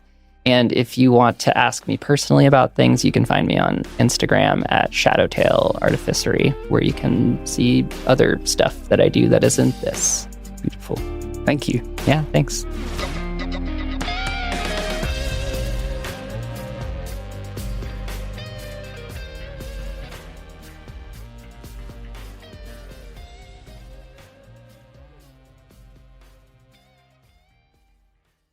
Support for the show comes from Public, the investing platform for those who take it seriously. On Public, you can build a multi-asset portfolio of stocks, bonds, options, crypto, and now generated assets, which allow you to turn any idea into an investable index with AI. It all starts with your prompt. From renewable energy companies with high free cash flow to semiconductor suppliers growing revenue over 20% year over year, you can literally type any prompt and put the AI to work. It screens thousands of stocks, builds a one-of-a-kind index, and lets you backtest it against the S&P 500. Then you can invest in a few clicks. Generated assets are like ETFs with infinite possibilities, completely customizable and based on your thesis, not someone else's. Go to public.com/podcast and earn an uncapped 1% bonus when you transfer your portfolio. That's public.com/podcast. Paid for by Public Investing. Brokerage services by Open to the Public Investing Inc. Member FINRA and SIPC. Advisory services by Public Advisors LLC, SEC registered advisor. Generated assets is an interactive analysis tool. Output is for informational purposes only and is not an investment recommendation or advice. Complete disclosures available at public.com/disclosures. Tired of spills and stains on your sofa? Wash away your worries with Anabay. Anabay is the only designer sofa that's machine washable inside and out, starting at just $699. Plus, Anabay sofas are pet-friendly, stain-resistant, and feature changeable slip covers and modular pieces. Get up to 60% off site-wide with a 30-day money-back guarantee. Visit washablesofas.com to get yours now. That's washablesofas.com. Offers are subject to change and certain restrictions may apply. Let's talk about modern home shopping. It's sort of become a fun side hobby, right? Scrolling listings at night, dreaming about kitchens you've never seen, or backyards you haven't even stepped foot in, all from the comfort of pretty much anywhere. Redfin knows a lot of people like you want to own, but are stuck in this browsing mode loop. That's where Redfin flips the script. With listings that update within minutes and tours you can book right from the Redfin app, you can see your dream home the moment it appears. Now, liking a listing is easy, but actually landing it, that's where Redfin comes in. Redfin has over 2,200 agents with local expertise. And Redfin agents close twice as many deals as other agents. That means they want to help you win, not just window shop. Redfin is built to help you go from just looking to wait, this could actually be home. So become the newest neighbor on the block. Visit redfin.com to start finding and start owning. That's redfin.com. Flag football is exploding, and iFlag is leading the way. As the Guinness World Record holder, iFlag hosts premier flag football tournaments nationwide for boys, girls, high school girls, and adults. From first-time players to elite competitors, iFlag delivers top-level competition, unforgettable experiences, and a community built around the game. Ready to be part of it? Join the movement. Find your tournament and learn more at iflag.org. That's iflag.org.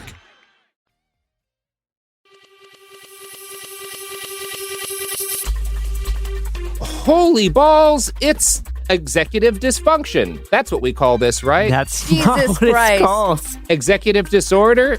Erectile dysfunction? Christ. What do we do? Who are we? This is It Could Happen Here, Executive Disorder. Our weekly newscast covering what's happening in the White House, the crumbling world, and what it means for you, Robert Evans. I'm sorry, Garrison. I thought we were anarchists, and being an anarchist means never knowing what you're doing or why. Yes. Can confirm. I'm Garrison Davis. I'm joined by James Stout and Robert Evans and Sophie Lichterman. I wasn't planning on being in Mike, but I was very appalled. Well, it happened. I was very appalled. Yeah. You can't plan for shit, Sophie. It's always chaos here. This week, we are covering the week of July 23rd to July 30th. Robert Evans, how are you doing?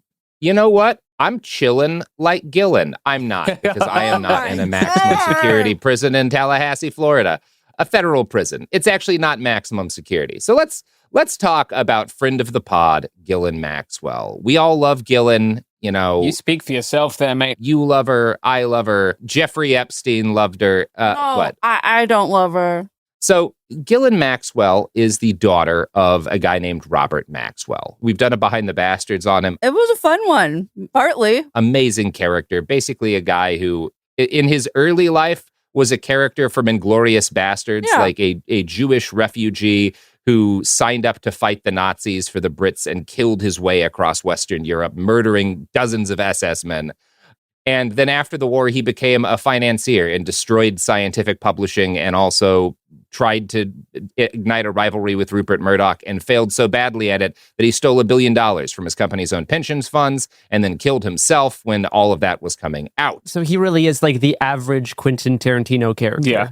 Literally. What I would describe him as, if Quentin for some reason did a sequel to Inglourious Bastards and it was just based on Brad Pitt's character becoming like a crooked finance executive in the 70s. Becoming like the Wolf of Wall Street type guy. Yes, exactly. Like that's his backstory. Did you used to murder Nazis? Yeah, but now I'm like foreclosing a children's hospital. Anyways. So Gillen had a rough upbringing because like her older brother had a car accident when she was very young and he was in a coma for years. Her mom basically spent a whole year just at the hospital with him. She was ignored for a period of time and then her parents tried to overcompensate and massively. Anyway, she has the kind of upbringing you would kind of expect for a socialite who winds up both poor as a young adult when her dad dies, not real person poor, but rich person poor when her dad dies and the family is disgraced and all their businesses fail. And she flees to New York to try to start a new life. And the thing that makes sense to her based on her background, being the kind of person that she is to find a rich man and cling to him. And that rich man happens to be Jeffrey Epstein, who starts off by kind of renting her a luxury apartment. They begin dating. At some point, they stop dating. It's unclear to me how they would have defined their relationship at any point internally. The way they would always say it is they dated for a while.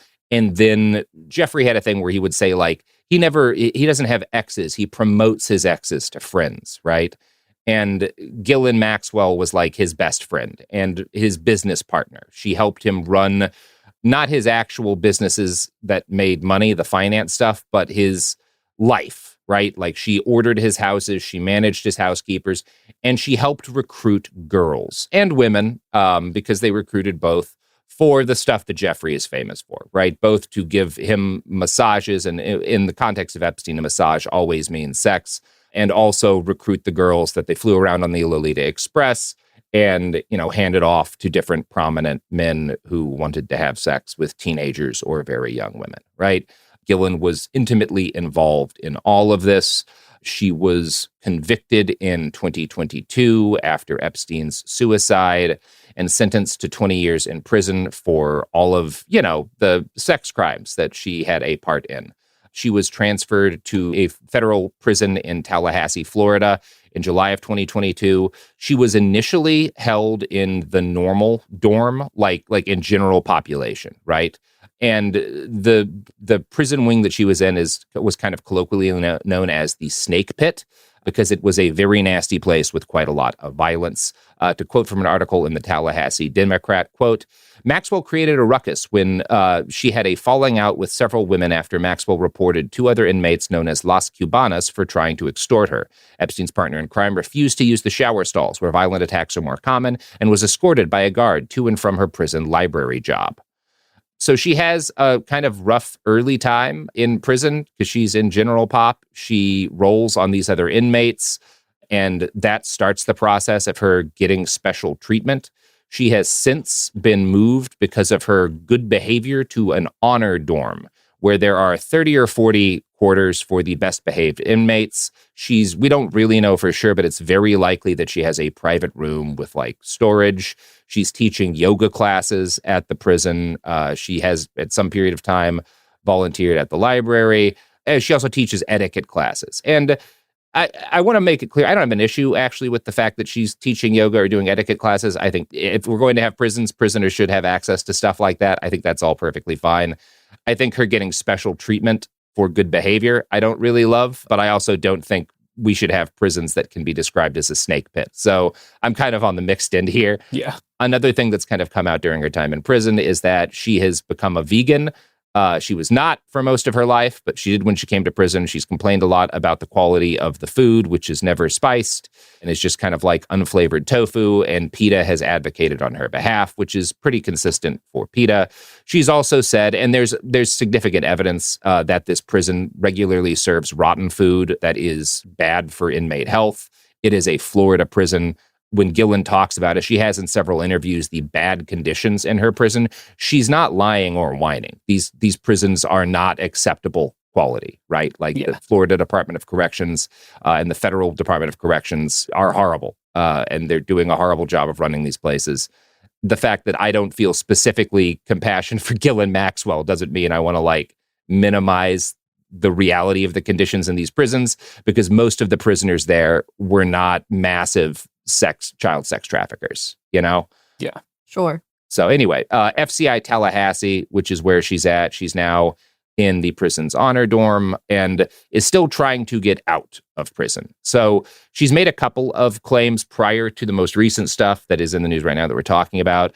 One of the things she's tried to argue is that the terms of Jeffrey Epstein's, when he was initially prosecuted back in 2007, 2008, the terms of his plea bargain should apply to her. Basically, she was included in that, and so she shouldn't be liable for the things that she got sentenced for more recently. I am not familiar with the exact legalese her lawyer is using to make that argument, but that is the gist of the argument her lawyer is trying to make. It's not going to work. What might work is her getting a pardon.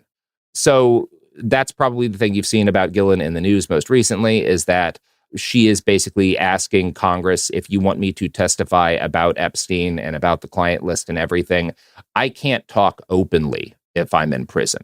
And there's a degree to which, again, I don't support this at all, but she's not wrong that well, yeah, you really couldn't talk it really isn't unreasonable to say, yeah, someone's probably not going to be able to talk openly about all of the wealthy, powerful people they saw committing sex crimes while they're locked up in prison, right?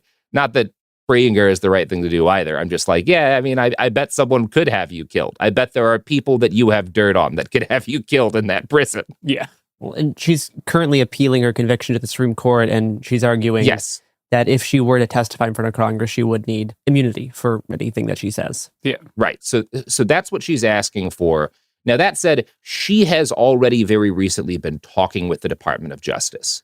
Yes. Deputy Attorney General Todd Blanche. Yes. Todd Blanche had 9 hours of meetings over 2 days. Wow. Okay. Yes. Now, there are no public statements about what she said during this. Like, we don't know what this was about. We do know there was some sort of immunity agreement. A limited immunity agreement for those meetings and what she was saying in those meetings. Okay. And we don't know precisely what it covered, but it probably means that basically you're already in for 20 years if you talk to us about stuff that may implicate you in crimes you haven't been charged for yet. You'll get immunity on that, is what I would guess, right? But we don't actually know precisely like what was happening here. And yeah, there's Barrett Berger, former federal prosecutor in New York, told NBC News that he thinks that the interviews Blanche did were probably performative. Quote, it may just be a way of being able to say, look, we dotted every I and crossed every T. There's value in being able to say that we've tried to speak to everyone that we possibly could, including the co-defendant, right? So that's her argument, is basically, yeah, Blanche met with Gillen so that they could say they're talking with her because she's not going to talk to Congress and they're probably not going to offer her immunity. And it's hard to imagine that like Donald Trump's own Department of Justice is going to be investigating Donald Trump's connection to Jeffrey Epstein. No. So whatever comes of these meetings, I do not think that through these meetings she's going to incriminate Donald Trump and that's going to be handled in any serious way. If anything, something like the opposite is happening, where she's talking about people who are not Donald Trump. Yes. And in doing so, trying to gain some sort of favor with the president, as Trump has said, like last week, that he's quote unquote allowed to pardon her. Yeah. Not saying that he will, not saying that he plans to, but that he's quote unquote allowed to. I can play that clip here for the audience. Yeah, let's do that. Would you consider a pardon or a commutation for Ghislaine Maxwell if It's something I haven't thought about.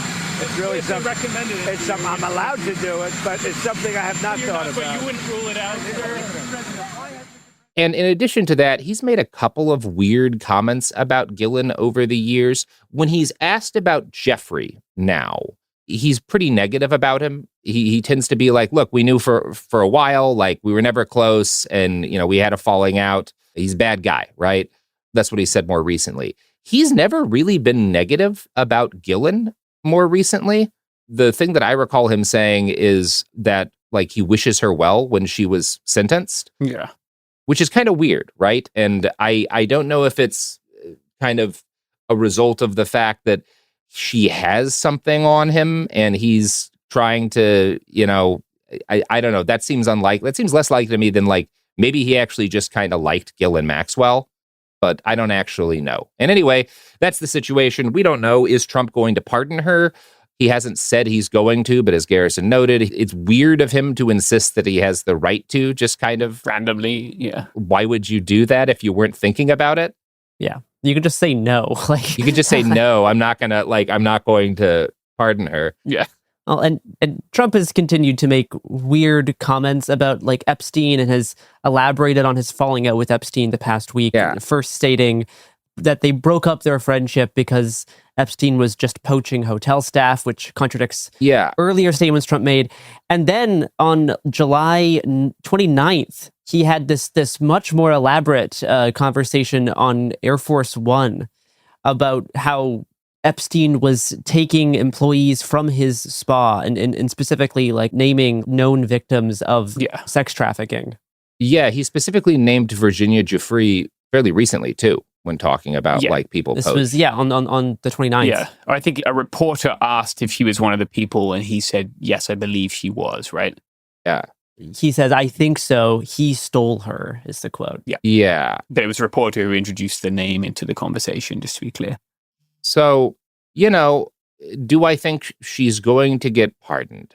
It seems really unlikely to me, and it seems really unlikely to me in part because. How would I have trouble imagining even that not causing huge problems for him, right? I'm not one of these. This is guys who's constantly like, Trump's finally, we've got Donnie on the ropes. Finally got him. But this is a big one, right? This is a big one to his followers, to just Americans in general. Something like 70% of the country or more is following this story actively and has a strong opinion on it. And there's zero electoral gain in pardoning Ghislaine fucking Maxwell, right? Like it strikes me as unlikely because it seems like a serious damaging risk.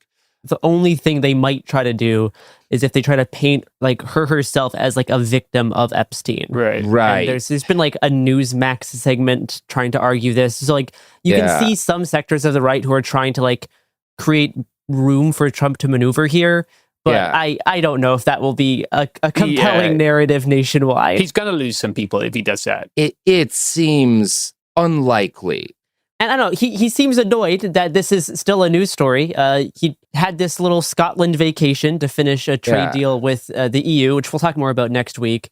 But throughout this Scotland vacation, he was quite upset that reporters there were still asking him about one Jeffrey Epstein. Yeah. Mr. President, was part of the rush to get this deal done to knock the Jeffrey Epstein story out? Oh, you got to be kidding with that. No, had nothing to do with it. Only you would think that. That had nothing to do with it. Is that why he cheated at golf? You know, that's a good call, Sophie. Maybe he was off his game because of all of these Epstein questions, and that's the only reason why he cheated at golf this one time, and definitely no other times ever. Truly his most heinous crime.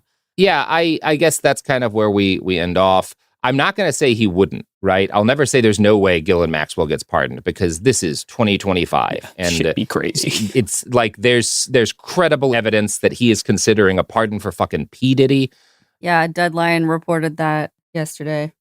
And again, if it is, right, if he does, we know why. It's because P. Diddy probably has some shit on Trump, right? And P. Diddy has the kind of resources that he could have like a deadfall system set up, right? That like if something happens to him, the info gets out. Like that is not beyond the kind of guy that P. Diddy is. Whereas I don't know that Epstein ever really prepared for that eventuality. No, I don't think so. Like Mark Epstein, Jeffrey's brother, was interviewed by the BBC last week and mentioned how Jeffrey was talking about like possible information he has regarding to the 2016 election, but it does not sound like there was any kind of like system for this information or that even any other people knew besides Jeffrey. I can play that clip here too. Did he tell you who he knew things about? Well, in the 2016 election, we were talking about the election, and Jeffrey told me that if he said what he knew about the candidates, they would have to cancel the election. That's a quote. That's exactly what he told me. He said, if I said what I knew about the candidates, they'd have to cancel the election. He didn't tell me what he knew, but that's what he said. Yeah, in general, Epstein was like a very compartmentalized guy. And I don't know. We'll see what happens with all of these cases. It's going to be worth following, but it doesn't seem to be going away the way that a lot of Trump stuff does because I mean, it's Epstein, right? You've gotten too much of your base hooked on this story for them to just give it up because it's inconvenient now. So I don't know what's going to happen, but we'll keep watching. And you keep listening to these ads. Beautiful.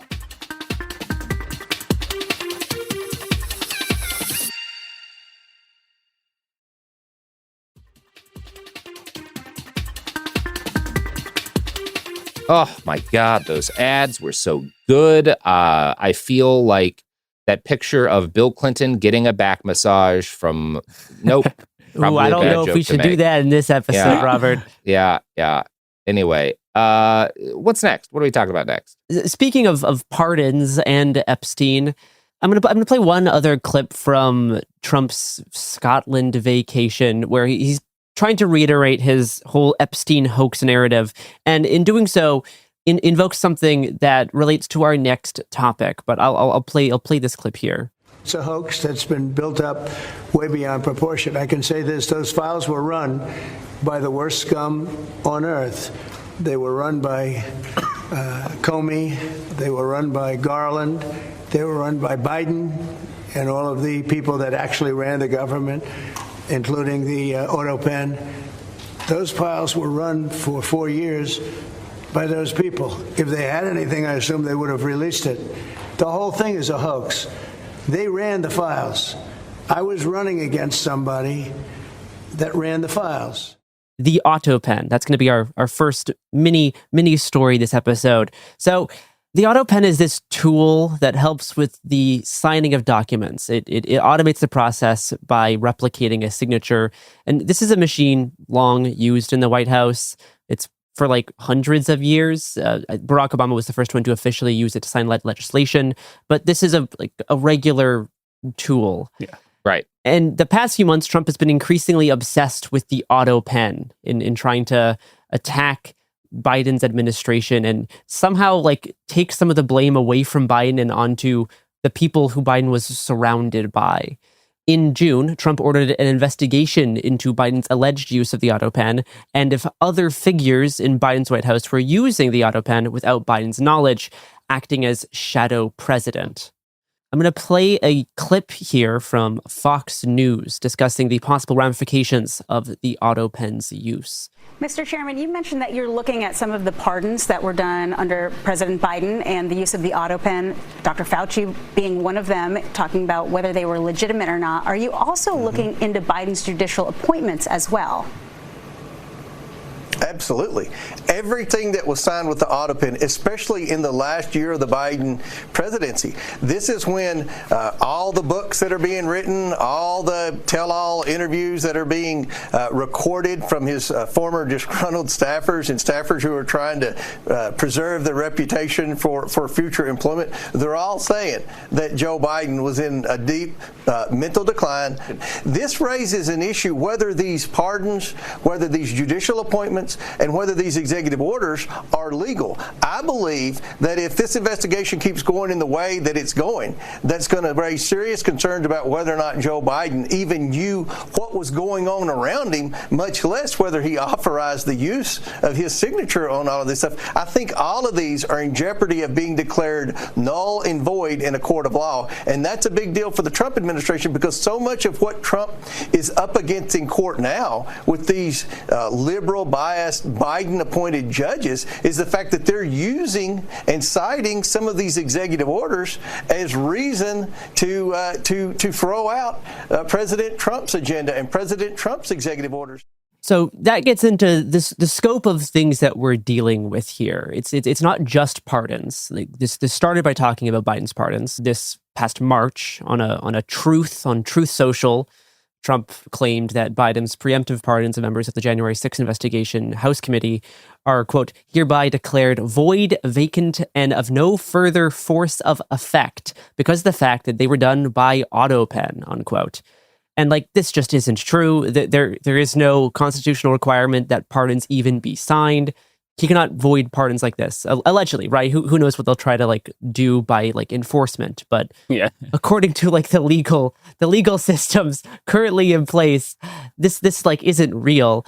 But if they do try to legitimately go after judicial appointments and try to create this conspiracy of this shadow cabinet that was secretly running the government, I will be interested to see where that goes and the extent to which they think they can pull that off, especially as a way to bypass judges who are blocking various Trump policies from being put into effect. Yeah. I mean, I've just always been of the opinion that we shouldn't even be allowing these people to use pens.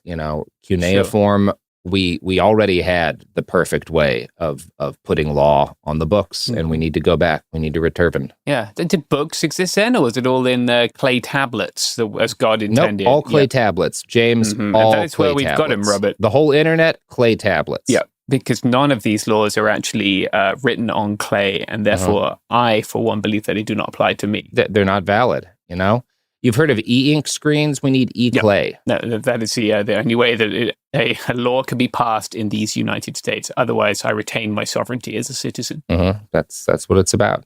Trump does pride himself on always using the pen to sign things himself, except for fan mail and thank you cards, in which he gets his staff to use the AutoPen to sign those to get mailed out to his supporters. But for all serious matters, he prides himself on only using the pen. And not just the pen, Garrison. I believe he has a special Trump edition Sharpie. He has a big bucket of them on his desk, if I recall correctly, that he then Do they sell them off afterwards? My mistake. He uses his special Sharpie to sign all documents, including the next two topics, which are some executive orders. Ah, shit. So there's been a number of executive orders the past few weeks that are forming what the White House is calling the AI Action Plan, which largely seeks to loosen restrictions and regulations on AI and accelerate the building of data centers to power AI training so that American companies can better compete in the global market. But there was another AI executive order signed last week on July 23rd, which is titled Preventing Woke AI in the Federal Government. Wow. Incredible. I'm going to read the first two sentences, which are long sentences, of the AI executive order on woke AI. Quote, in the AI context, DEI includes the suppression or distortion of factual information about race or sex, manipulation of racial or sexual representation in model outputs, incorporation of concepts like critical race theory, transgenderism, unconscious bias, intersectionality, and systemic racism, and discrimination on the basis of race or sex. DEI displaces the commitment to truth in favor of preferred outcomes and, as recent history illustrates, poses an existential threat to reliable AI. For example, one major AI model changed the race or sex of historical figures, including the Pope, the Founding Fathers, and Vikings, when prompted for images because it was trained to prioritize DEI requirements at the cost of accuracy. Another AI model refused to produce images celebrating the achievements of white people, even while complying in the same request for people of other races. In yet another case, an AI model asserted that a user should not, quote-unquote, misgender another person, even if necessary, to stop a nuclear apocalypse. Unquote. Official White House executive order documents. Sorry, the last one is one of the fucking funniest things I've ever heard. Would you suck off 100 apes to save one human life? What the fuck are you doing? Absolutely Robert not. Evans. But I would do the reverse. This is crazy stuff, right? This is stuff that you would see like Daily Wire posters talking about like 4 years ago. This is like debate me, bro, like blue tick Twitter stuff now. Yeah, but even talking about, you know, like how like things like unconscious bias and systemic racism cannot be mentioned, right? Those are things that specifically Ben Shapiro has like led the charge on attacking in mainstream like political disagreement for a while now, like arguing that systemic racism is not a thing. Yeah. And now you have orders specifically targeting systemic racism being used in AI outputs. So part of what this executive order actually seeks to do is make it so that the government can only use large language models that are developed with the principles of, quote unquote, truth-seeking and ideological neutrality, requiring that these are nonpartisan tools that do not manipulate responses in favor of ideological dogmas such as DEI. In effect, the order seeks to use government contracts as bribes to make companies ensure that their AIs are not woke, with the Trump administration serving as the judge of what is and isn't woke and threatening to pull contracts and force companies to pay cancellation fees if their AI language model is deemed to be too woke. I never want to hear the word woke again. Yeah, I'm so fucking tired. That's exhausting. Yeah, it's Jim Crow for the computer is what this is. Like, as a part of this AI action plan, their third or fourth main principle is, quote unquote, upholding free speech in frontier models, updating federal procurement guidelines to ensure that the government only contracts with frontier large language model developers who ensure that their systems are objective and free from top-down ideological bias. That's the opposite of free speech. Yeah. What are you... We will make sure that they only do this specific thing that we want, and we're calling that upholding free speech. Just say you want Mecha Hitler Grok. Just. Yeah. Grok has indeed said that. I know. So that's the first executive order that I want to talk about. Yeah. The next one is less brain rotty and more horrific, actually scary. Yeah. Like, I'm sure the woke AI one will turn out to be bad. Yeah. But this next one is like extremely, extremely fascistic, and I don't use that word lightly. This order is titled ending crime and disorder on America's streets. I'll start by quoting one paragraph. Quote, endemic vagrancy, disorderly behavior, sudden confrontations, and violent attacks have made our cities unsafe. Shifting homeless individuals into long-term institutional settings for humane treatment through the appropriate use of civil commitment will restore public order. The Attorney General shall prioritize available funding to support the expansion of drug courts and mental health courts for individuals for which such diversion serves public safety. Unquote. Yeah, this is bad. This is again, people like to use fascism a lot, but yeah, this is some Nazi shit. Like this is a thing that the Nazis did. Yep. Let's get more into what this order outlines. So this executive order directs the Attorney General to reverse, quote unquote, judicial precedents prohibiting involuntary institutionalization and to seek the, quote, termination of consent decrees that impede the United States policy of encouraging civil commitment of individuals with mental illnesses who pose risks to themselves or the public or are living on the streets, unquote.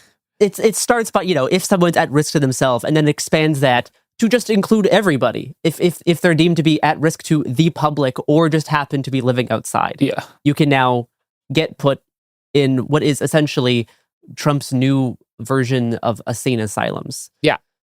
That's really scary. Yeah. I think we shouldn't not mention that a lot of this shit is directly downstream from Democratic mayors in large cities, and especially in California, pushing for involuntary commitment of unhoused. No, this is like Gavin Newsom's wet dream. Yes. Yeah, this is Todd Gloria shit. Honestly, this is unfortunately very bipartisan when we are at least talking about the political elite, and to a sizable extent when we're talking about the electorate, right? Yeah. This is an issue on which the left has catastrophically lost, just like immigration. Unlike immigration, it is not an issue in which we're starting to see the pendulum swing back. Because, number one, I guess we have not yet seen the kind of violence deployed against the houseless by agents of the state at scale in public that we're seeing right now on migrants, right? Like there's not a federal agency going to war on the houseless. Yeah. It's the same kind of violence that's existed previously. Yeah. But also, there's a huge amount of propaganda against this. Like every city business association, is constantly complaining because they see this as this is why people don't want to come into stores anymore. It's the houseless, it's not fucking Amazon or whatever. Yeah, it's absolute bullshit. Yeah. I mean, some of that might change, though, because Trump is seeking to mobilize federal resources to start doing enforcement. Yes. The order directs Trump's cabinet to be giving grants to state and local governments to help enact civil commitment and institutional treatment, with the priority of grants being directed to states and municipalities that already have and enforce strong anti-homeless policies. The order allows for emergency federal law enforcement assistance funds to be used for encampment removal and directs the Secretary of Health and Human Services to remove federal funding from quote-unquote harm reduction or quote-unquote safe consumption programs, as well as, quote, ending support for housing first policies that deprioritize accountability and fail to promote treatment, recovery, and self-sufficiency.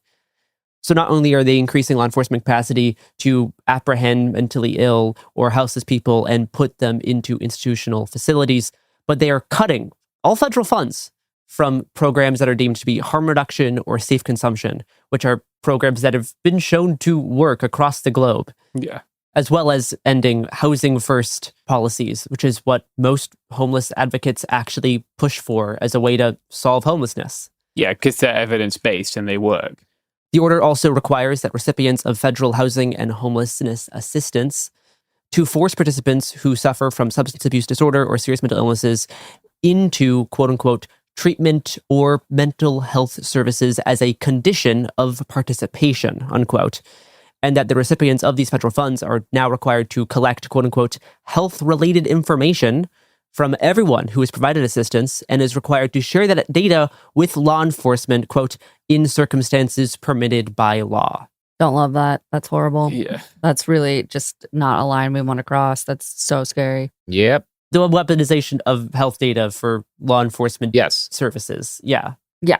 And unfortunately, it's exactly the thing that for years, advocates for mental health care have been trying to get across like, hey, it's okay to go in to seek treatment. Like stuff isn't going to be weaponized against you. And that's not true anymore. Like the degree to which outside of the actual danger of law enforcement getting this data and using it, the setback to mental health care, to people having any chance of feeling safe to pursue it is like incomprehensible. Like it's so bad. Yeah. And not only are they seeking to go after users, the recipients of federal housing and homelessness assistance that operate drug injection sites or quote-unquote safe consumption sites will be reviewed by the Attorney General for violation of federal law and bring civil or criminal action in appropriate cases. Literally going after people who try to create environments where people who use drugs can do so in a method that will not kill them. Yeah. People who are handing out clean needles, safe injection sites, that sort of thing, any kind of harm reduction. Which will now be under investigation by the Attorney General. Yeah. Which is going to get people killed. It's going to imprison people who have been doing nothing but helping other people. Like it's just comprehensively a nightmare. It's going to lead to more communicable diseases spreading that we don't like. Some of these safe injection sites have prevented spreading. Right, needle exchanges have prevented. Like when we combine it with RFK stuff, this is going to be a major public health issue on top of everything else. So on top of expanding drug courts and mental health courts, we'll end with one final quote from the order. Quote, they will ensure that homeless individuals arrested for federal crimes are evaluated to determine whether they are sexually dangerous persons and certified accordingly for civil commitment. And finally, Trump's cabinet is directed to, quote, assess federal resources to determine whether they may be directed towards ensuring that detainees with serious mental illnesses are not released into the public because of the lack of forensic bed capacity at appropriate local, state, and federal jails or hospitals, unquote. It remains to be seen the scale in which this will be implemented. Usually these orders have a series of months in which the cabinet members will then propose actual implementation policies that then can be implemented across the country. But certainly what is in the order itself is incredibly worrying. Yeah. Yep. We probably should have let this guy become president again. Yeah. Oh, well. Do you know what we should do right now? Oh, yeah. Ads. Just go to ads. Sure. Have fun with that, everyone.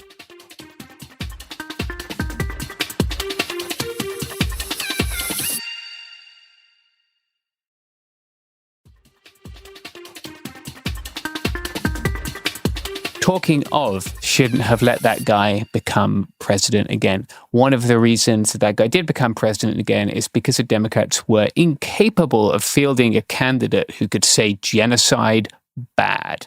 Yeah, that might have helped. I mean, it's a fucking low bar and they failed to clear it. It might have helped. It might have helped, according to new data from New York, where 2/3 or more of New York Democratic primary voters agree with Zoran Mamdani's positions on Israel and arresting Benjamin Netanyahu.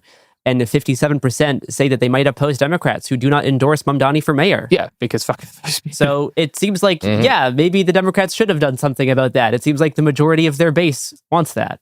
Well, I'm not one of those. I always hate it when people are, try to reduce the loss to one thing, because there's a number of reasons why they lost. But like Michigan, we can probably blame the loss of Michigan on Kamala's failures to call Gaza a genocide or to take any kind of a stance separating her from Biden on that matter, right? Like there's a decent amount of evidence to suggest that.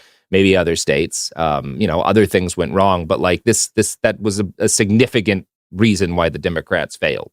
Yeah, look at the way, as we're about to discuss, how the entirety of Canada, while we have been recording this, is announced that it is joining the UK and France in plans to conditionally recognize a Palestinian state. Yeah. And the reason that is happening is because Israel's genocide in Gaza is continuing. Yeah. July has been the deadliest month for the past year and a half.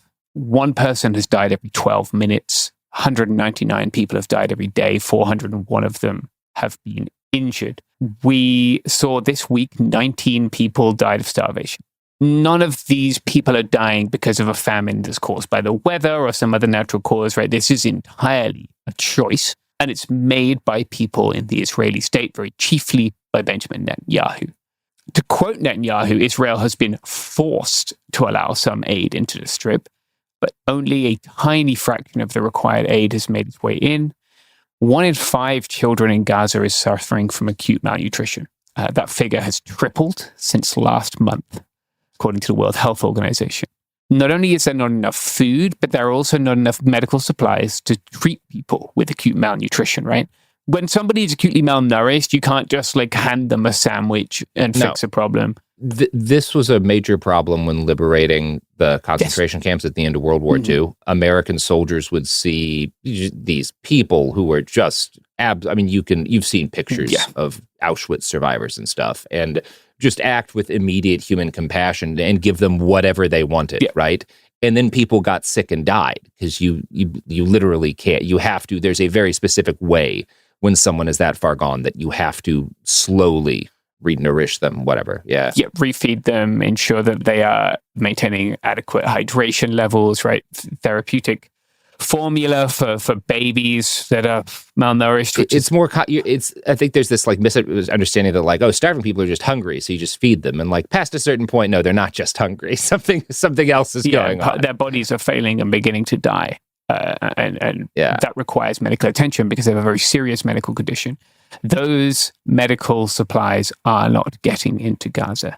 The Integrated Food Security Phase classification, generally referred to as the IPC, issued an alert for what it calls, quote, the worst case scenario of famine in Gaza this week. In their alert, they said, quote, over 20,000 children have been admitted for treatment for acute malnutrition between April and mid-July, with more than 3,000 severely malnourished. Hospitals have reported a rapid increase in hunger-related deaths of children under 5 years of age, with at least 16 reported deaths since the 17th of July. There's not really much that I think we can say about this other than it's absolutely despicable and disgusting. As a result of Israel carrying out genocide in the open, the UK, France, and Canada have indicated, as I said, their willingness to recognize a Palestinian state with some conditions. Statehood will not feed these children, right? These people will be dead long before the state is recognized unless something changes. Yeah, the whole recognizing statehood for me is less meaningful because I care about states than it is as a symbol of the fact that France, and the UK and an increasing number of nations who were not imagining them 10 years ago, taking the stance and being as critical of Israel as they are would have been a stretch, right? Would have been difficult to comprehend. And I think what it really does showcase is how rapidly international opinion has changed and the very dangerous situation Israel has gotten itself into, where I don't think it is a matter of immediate danger because the weapons aren't going to stop flowing and no one is going to stop them militarily. But they are sabotaging the ground underneath themselves. And I do think, maybe this is me being unreasonably hopeful here, but this is, I think they're setting up their own downfall here, not quick enough to save any of these lives, but this is not a good position for them to be in, a country that's this dependent upon foreign trade, upon foreign weapons, upon foreign support for its survival. They're sabotaging themselves. Yeah, they're becoming a pariah state far too slowly, given what's happened over the last couple of years, but it's happening. I'll just finish, I guess, by saying that Israel has agreed to make tactical pauses, which is, I don't know what that really means, to allow aid to enter. The IPC report suggests immediate actions to protect life, but it concludes that, quote, none of this is possible unless there is a ceasefire, and there is no sign of that in the immediate future. Let's talk about immigration, shall we? Something that is also pretty much a downer, I guess. The State Department has rolled back its visa interview waiver. This was a pandemic era thing, right? That people didn't have to come in to the consulate and actually do an interview with a physical human for their visa. This will result in massive delays at consulates around the world and will mean that visas are inaccessible for some people entirely, right? Because getting to a consulate alone is a barrier for them, right? Or another expense. And it's a risky expense if you think you might be turned down. The government has been canceling hearings, according to NBC Miami, of people in the Everglades detention facility, aka Alligator Alcatraz, right? Inmates are also being denied the right to meet with their attorneys. The government has asserted that everyone there has a final removal order. However, at least one attorney with 2 clients there that NBC Miami spoke to said that this was not the case for their clients. They don't have final removal orders, but nonetheless, they are not able to access their due process rights. There is a lawsuit challenging this and many other issues at the detention center that will be held on the 18th of August. Talking of removals, we are beginning to see first-hand accounts from the Venezuelan people who were detained as they're called. 230 Venezuelan detainees there were traded with Venezuela in a 3-way trade for U.S. citizens detained in Venezuela, right? 3-way trade. I mean, very clearly the people in Secot were really under U.S. custody, yes, right? So it's just a workaround for a direct trade. Well, or at least, I mean, they were under the custody of a U.S. contractor, right? Like, that's, I think, the accurate way to describe this. Yeah. Yes, I think that's probably, yeah. Like, the U.S. had control over their comings and goings, as is demonstrated by this prisoner exchange, right? These reports indicate that the plane landed and immediately Salvadorian police entered and beat the men, so severely that flight attendants on the plane cried. An ICE agent told them in Spanish, quote, "This will teach you to enter our country illegally." Many of the men, I should point out, did not enter the country between ports of entry or without inspection. They entered via CBP-1, the only legal way for them to claim asylum at that time. The men said they were beaten, kicked, and shot with rubber pellets. They were never allowed outside, and guards would mock them and refuse to tell them the time when they asked. Several of them mentioned a fellow detainee who began cutting himself, writing messages on the wall in his own blood. Those messages include, "Stop hitting us. We are fathers. We are brothers.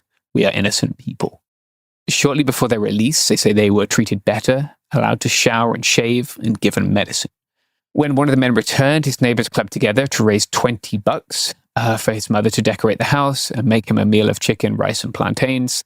I don't know, that one was particularly hard for me to read for some reason, because like that specific meal is one I've eaten with the people I live with in Caracas, the people I was with in the Darien Gap, right? It just seemed very personal to me. They also noted that many of the men while detained prayed and read the Bible. They used food packaging and even food to make dice and playing cards to play games. The things that I read in this are actually like really heartbreaking, because I've seen folks from Venezuela go through really horrific things, right? They were in the Darien Gap when I was in a Darien Gap. I've seen them in outdoor detention. I've also spent time living in Venezuela. And throughout that, like Venezuelan people have shown an incredible capacity to continue to smile and have joy and have a joke and have a laugh. So like seeing these men so thoroughly beaten down by the Salvadorian state is really hard. Mm-hmm. I would encourage you all to read the ProPublica piece, which I will link in the show notes. But yeah, it's as bad as we expected it to be, right? Like, I don't think for a minute that El Salvador expected them to leave. So it treated them like I'm sure it treats everybody else there. Yeah, right. Like that's what you have to assume. And that's why it's important not to limit the discussion or the anger to the case of, the Garcia and, this couple of people who are quote unquote obviously innocent. Individual people, yeah. Like nobody should be in CCOT. And quite frankly, Hunter Biden's right. We should invade El Salvador if that's what it takes to close this place down. Yeah. Like, fuck them. Like, I mean, or someone should invade us. I don't fucking know, whatever it takes to stop this shit. But, like, it's unacceptable. Yeah, it's inhumane. Like, a world where this exists is not a world we should want. No. I guess maybe I'll end with some good news and a little fundraiser if people want to donate. Good news is that a judge has ordered the release of Kilmar Abrego. Yep. I guess he prefers to just use the first part of his last name, right? Spanish last names come from your mother and father. Some people use both, some people use one. Oh, I hadn't caught that, actually. Thank you, James. Yeah, you are welcome. Judge Zinis ordered that he be returned to Maryland, not be immediately detained by ICE on his release, and the 72 hours notice be given if they try to remove him. I have seen reporting that says she has ordered that he can't be deported. That's not true. She ordered that he have his due process rights if they attempt to remove him. right? I've also seen reporting that he's like out and about on the street. That is not true. A Tennessee judge did deny the government's attempts to detain him while he awaits criminal trial, but at the request of his legal team, his release has been stayed by 30 days. I believe this is to prevent ICE grabbing him and deporting him immediately when he's released or thereafter, right, until they got that clarification from Judge Zines. This comes after the Trump administration or the DOJ has failed to persuade any of 4 federal judges that he was a leader of MS-13. His lawyers have also asked the judge to stop DHS posting about this and prejudicing a potential jury pool. So at least in this one case, right, this man is moving closer to being back with his family. Let's talk about a fundraiser and then we can finish up. Yeah. So I want to talk about Jose Giron, and I will just read here from the fundraiser page. Jose was taken from his family and detained at Otay Mesa Detention Center over 13 months ago. Like many friends, parents, and siblings imprisoned at OMDC, Jose has received no medical care, despite having concerning symptoms for colon cancer. Visibly in pain during his previous hearing, Jose showed the judge a jar with 1.5 to 2 inches of blood that he reported had come out of his rectum. No one should have to suffer these indignities. If you would like to support Jose, you can go to givebutter.com/free Jose Giron. That's FREEJOSEGIRON. I think that's all for us. We reported the news. Goodbye. We reported the news.